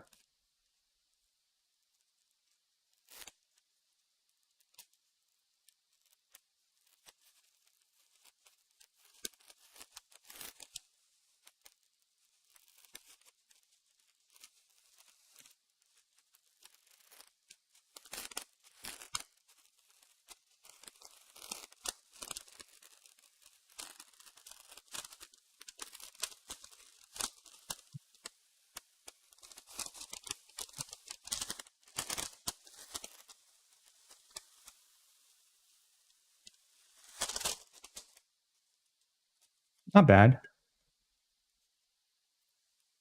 It's not too big. You can see through it.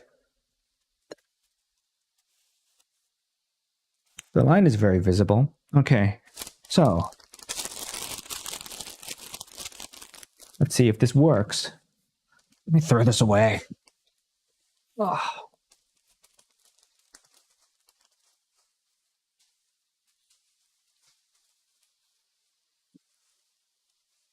How long have I been at it?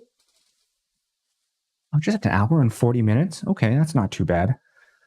Okay, let's put this back together.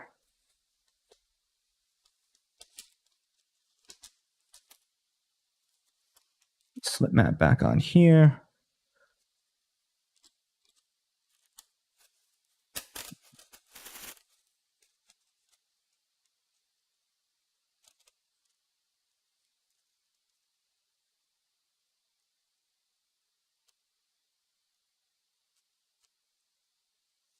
I think that should be good.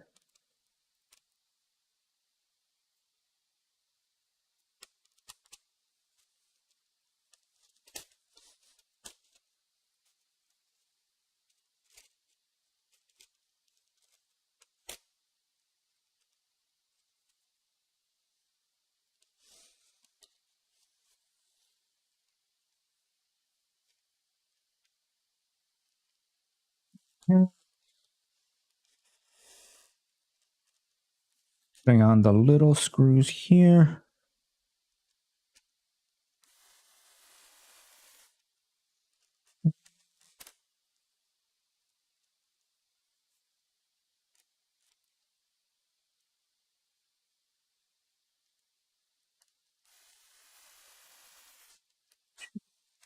It did locate properly, so I have high hopes that this will work correctly.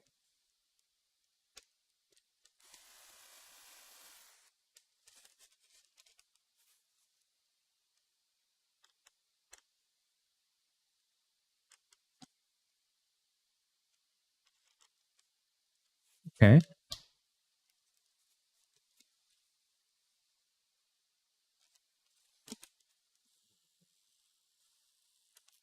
This way.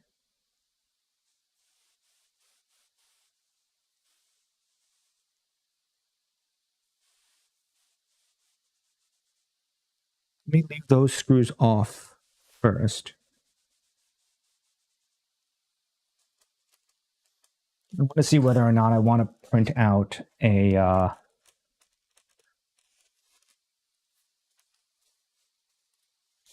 cut a piece of parchment for the slip mat power switch.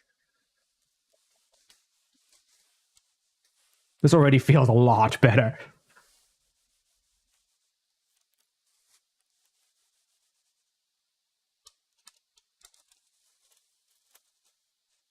I really need to get this working. The noisiness of this CD player is pretty annoying.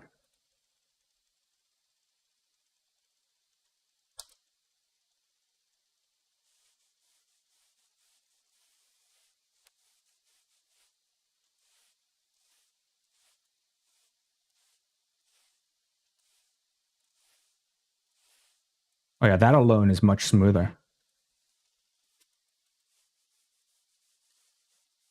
Did I? Oh, I quit Tractor. All right. Let me launch Tractor again, and then let's make sure that nothing is wrong with this.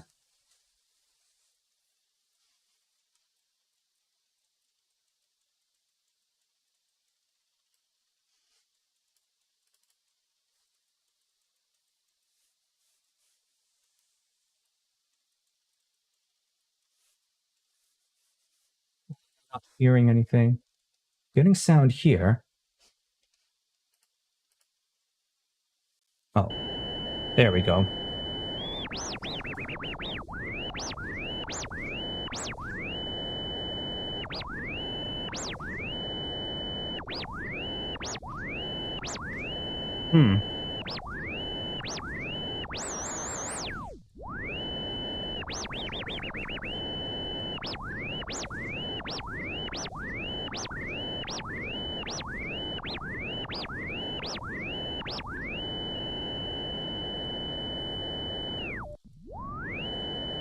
Oh, I see. I was on the lowest torque.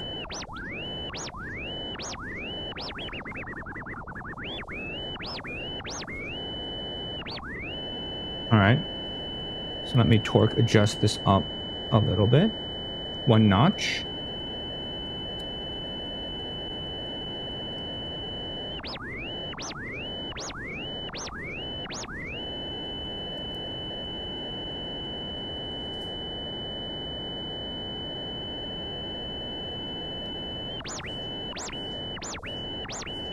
There we go.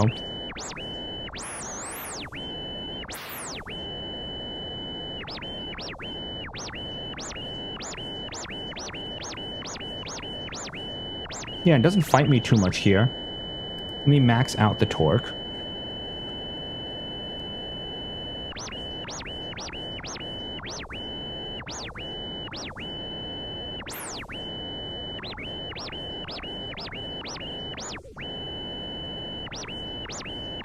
I don't think there's actually that many torque modes. So let's go here. Torque adjust one notch.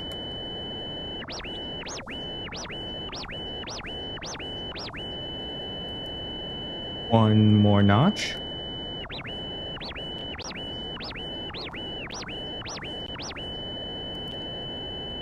One more notch.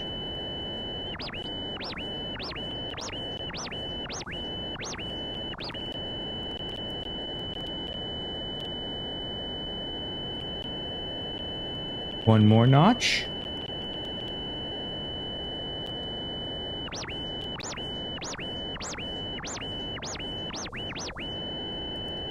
One more notch. I'm notching these down.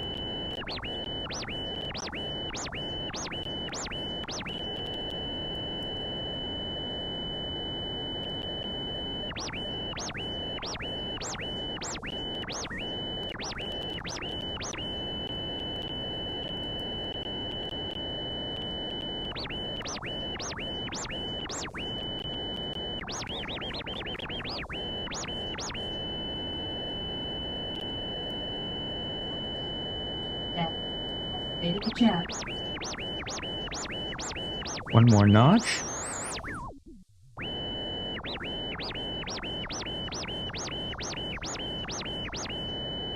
Okay. One more notch down.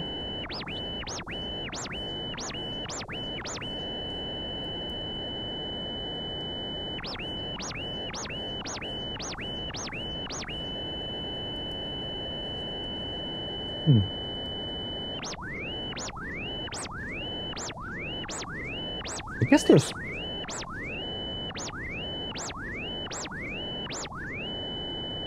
Yeah, so this is lowest torque, and we can...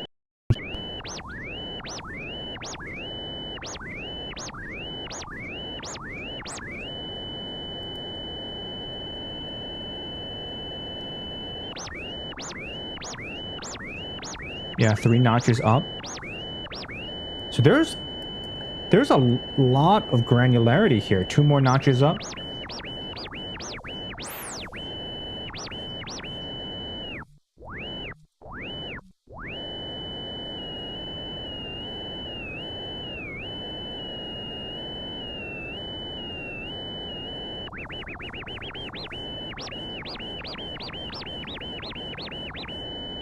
Alright, and then, of course, if I torque adjust this to the max, oh, I can really feel that.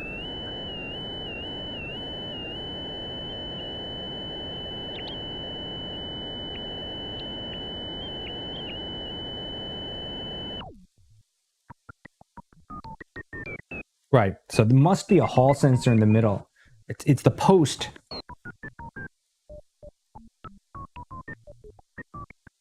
The post in the middle that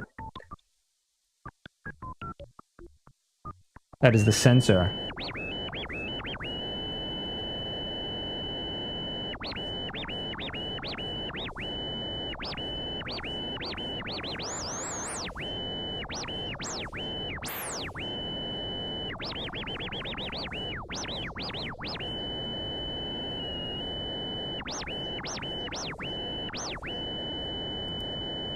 One, two, three, four, 5 notches down.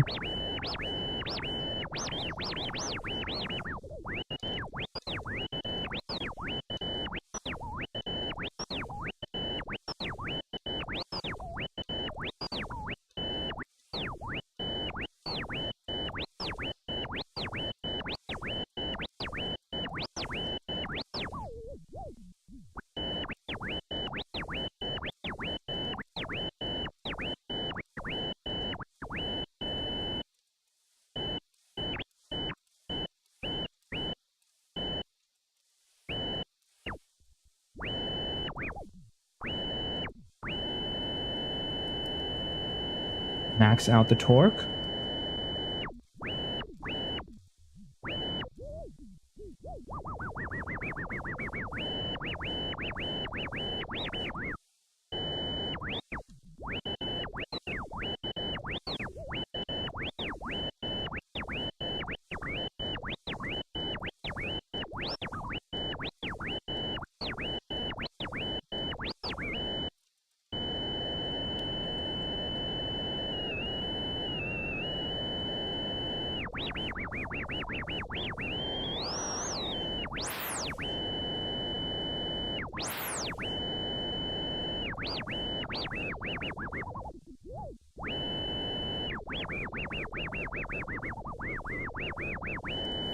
Right, and this thing will control the clamping force.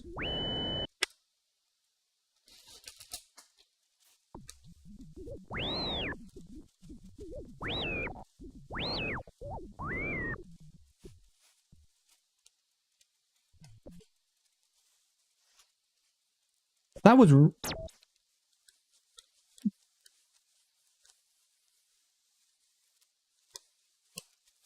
Okay. So adapting a custom disk and replacing that disk was reasonably painless.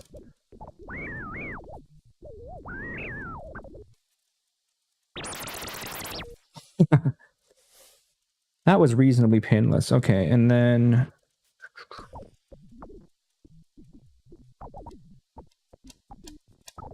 Come on.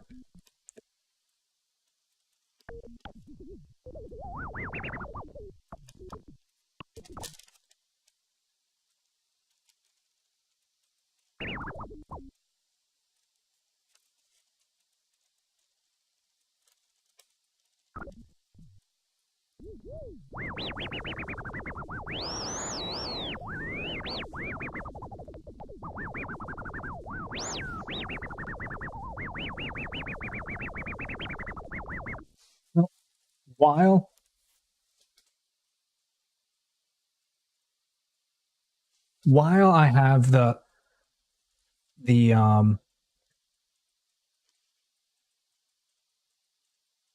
laser cutter fired up,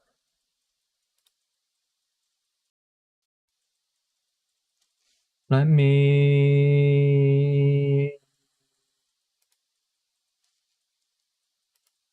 cut parchment paper slip mat.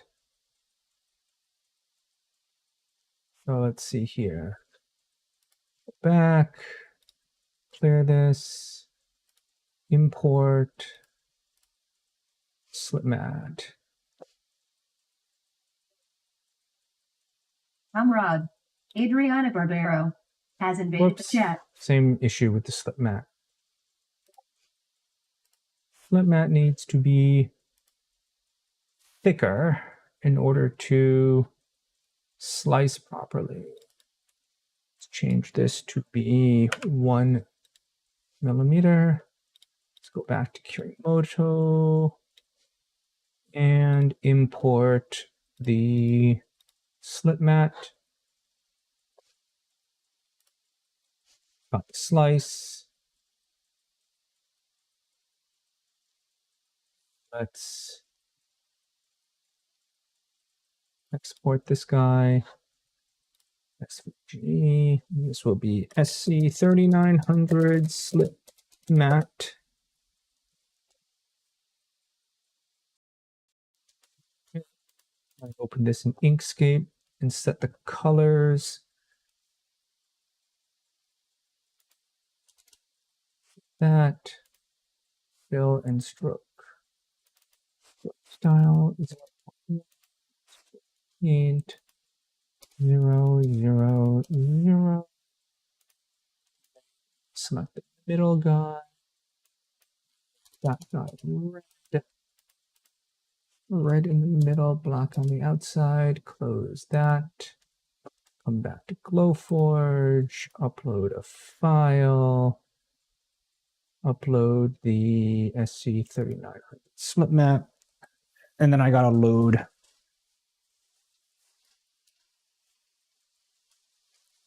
a piece of parchment paper.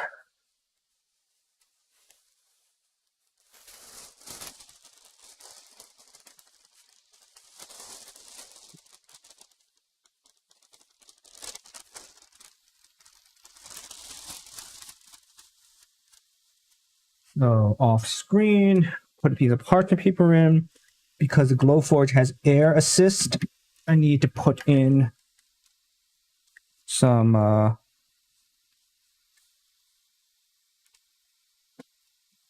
pegs to hold it down.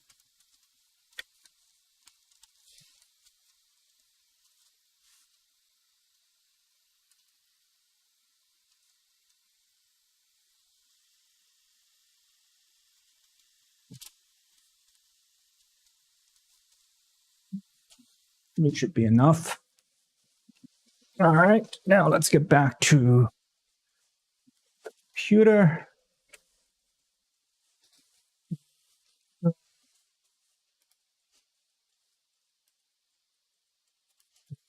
Here. Paper. This is also cut paper. Put the inside first. Unknown, uncertified material. 0.1 millimeters.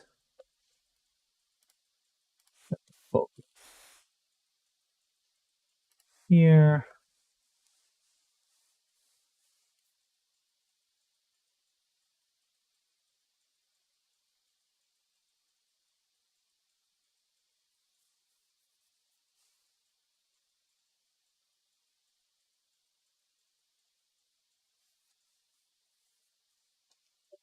Okay, let's print.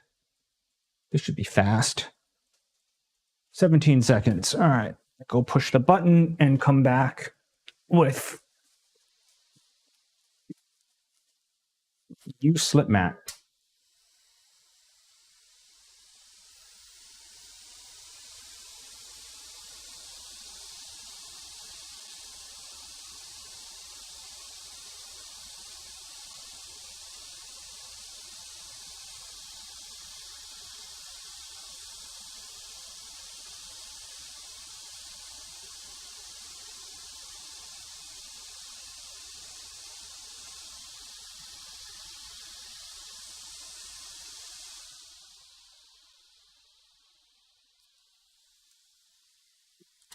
Well, all right, so that just blew off.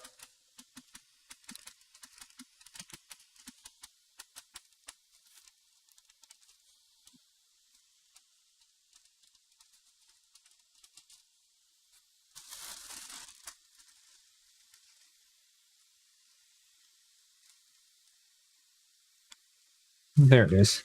Piece of parchment paper blew off. There we go. All right. I don't want to leave any flying bits in there because they might fly back in some later print.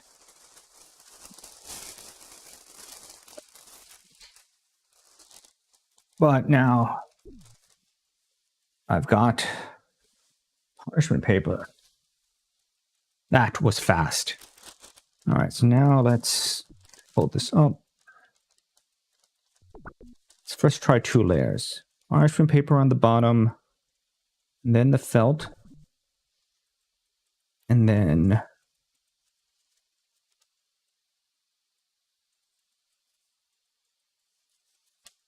you know what? I want to adjust this to make it easier to put on.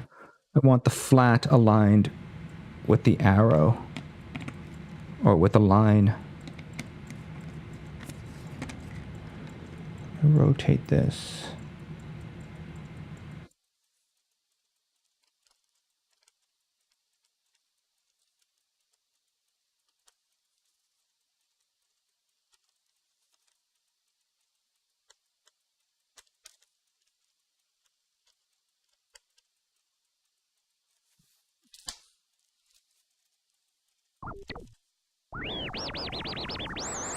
All right, so that's real slick now.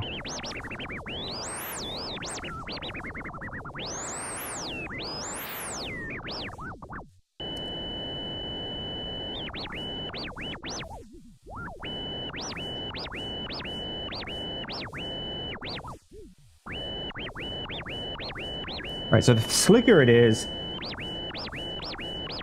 the slower the pickup.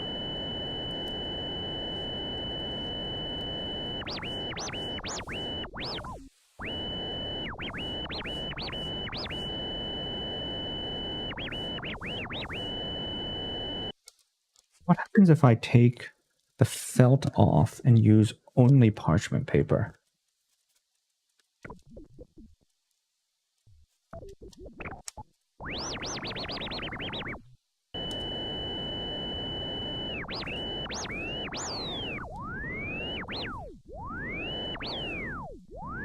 Very decoupled.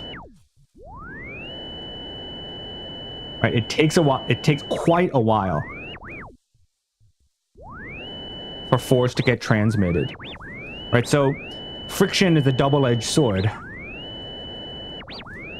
Because I'm at max torque.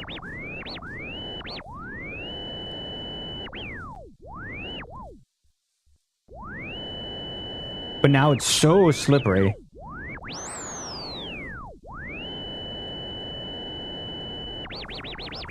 It's so slippery.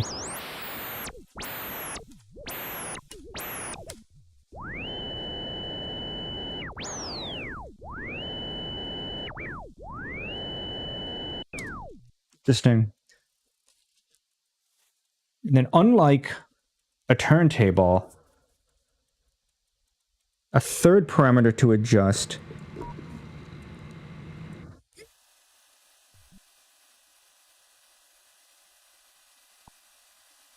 is the tension of these 2 screws here, which push down.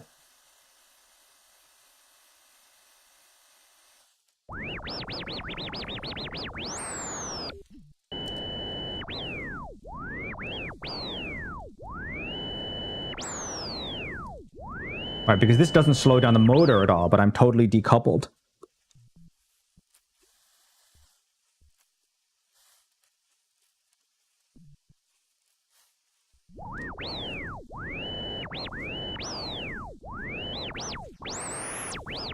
So that's real slippery.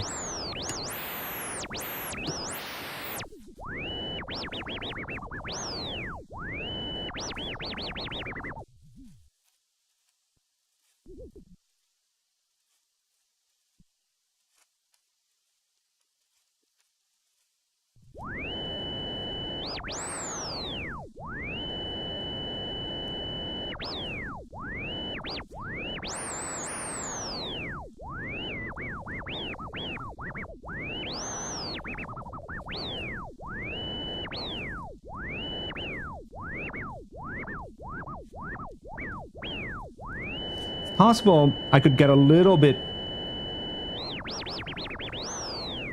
more friction surface if I made the slip disc big enough that the metal part made contact with the disc.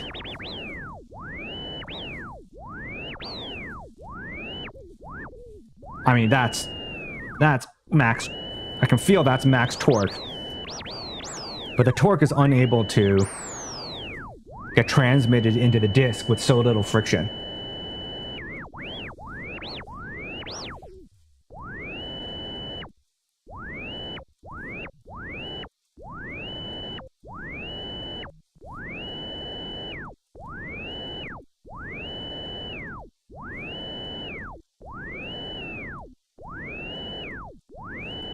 All right, so that's too little.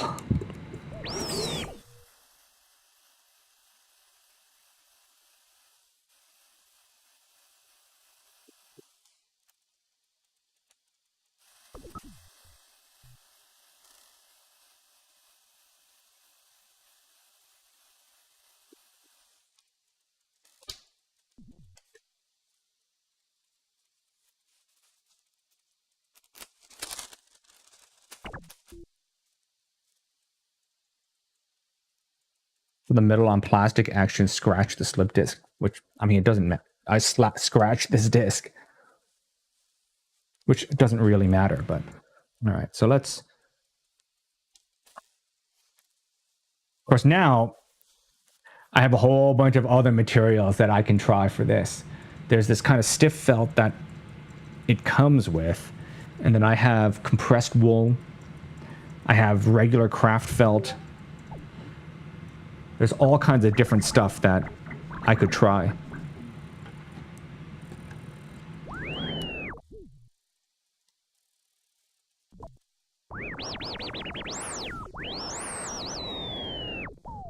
Okay, so this, I think,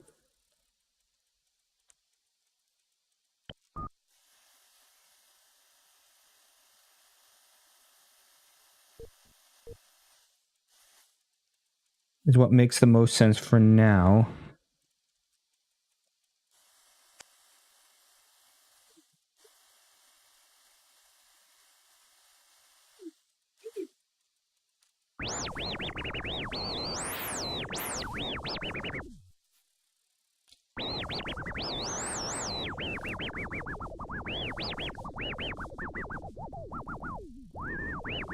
But it doesn't have the feel. There's the feel on 970s SL1200s was distinctly different.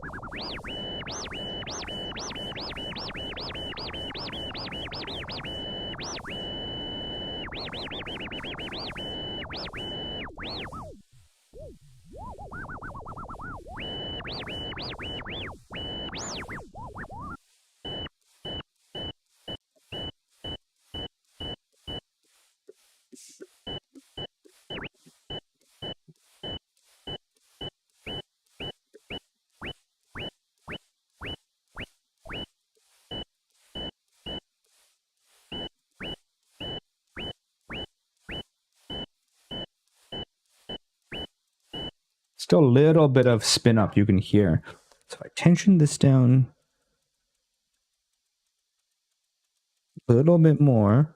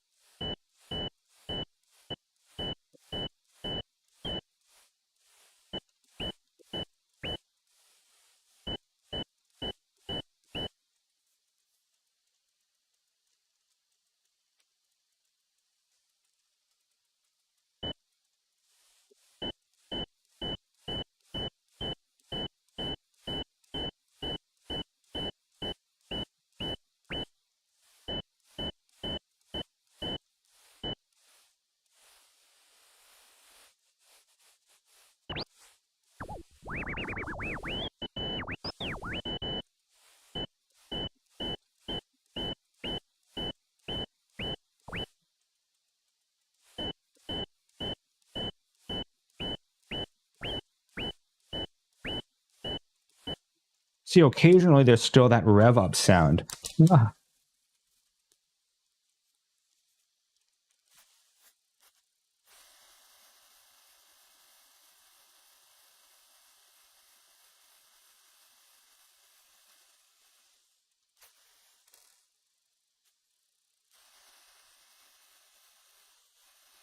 If I take the parchment paper out, that will increase the friction even more. And then it will have like very responsive pickup, but then be much more firm. Then I guess I can try slip mat on top.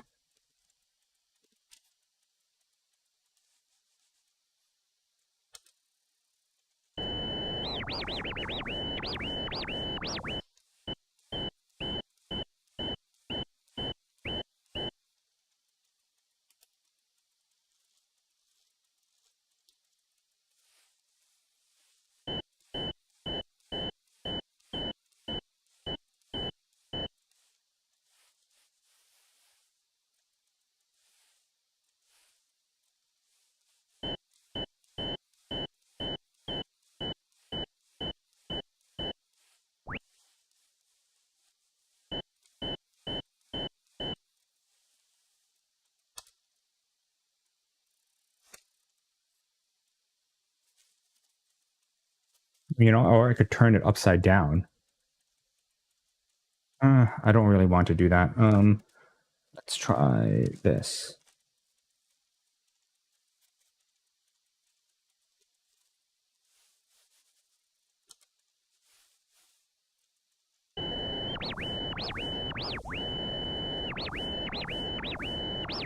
That's slipperier.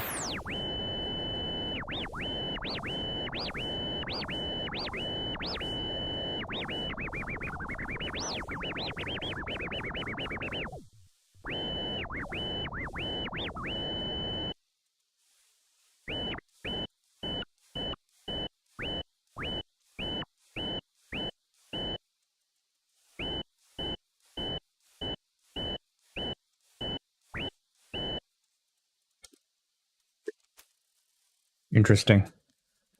I think I will go back to having this on the bottom. Whoa.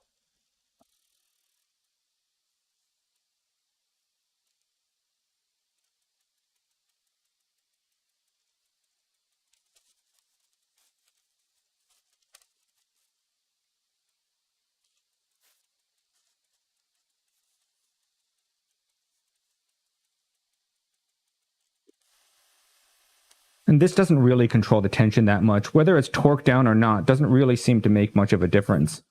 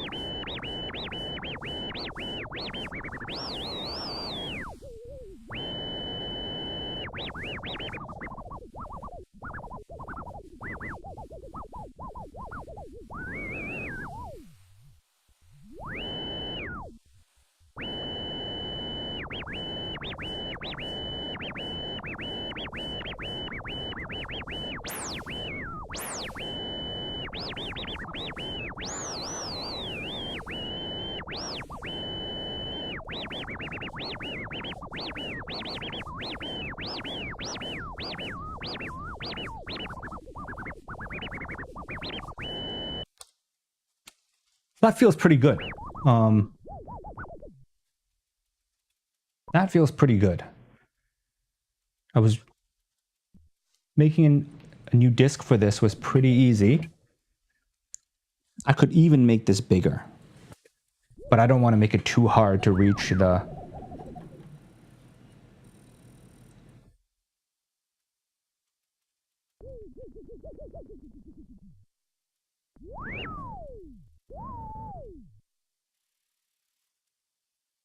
Is there a freewheel option?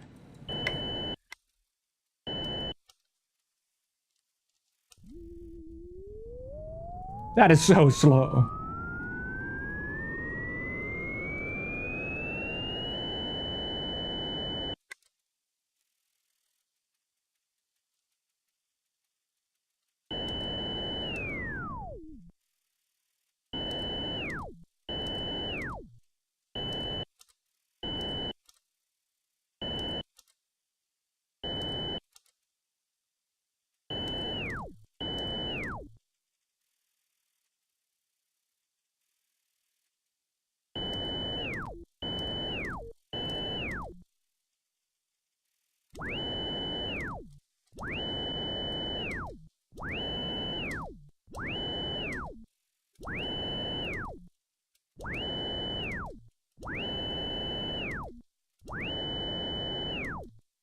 You know, when the stop time goes down to 0, that's too fast. This has got to be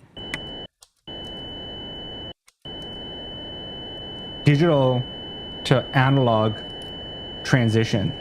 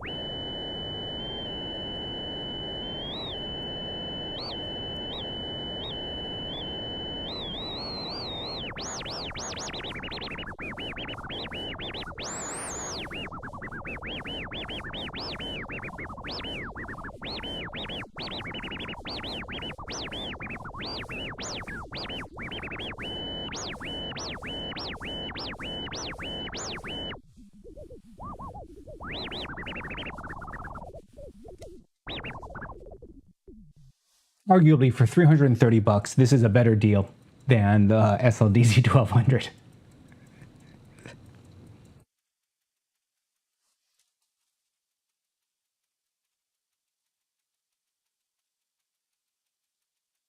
Let alone that it was so hard with the 1200 to create those SD cards.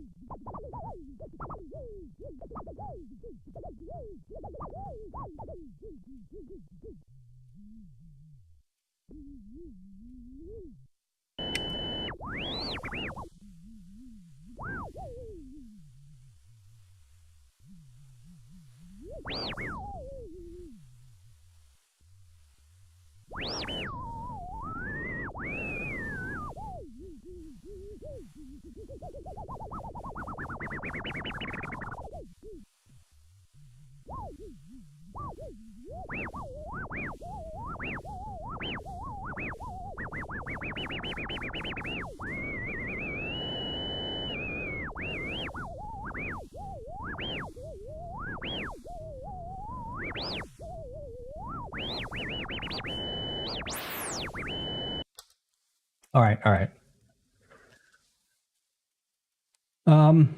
And that's it. Thank you, everyone who tuned into this adventure of old gear.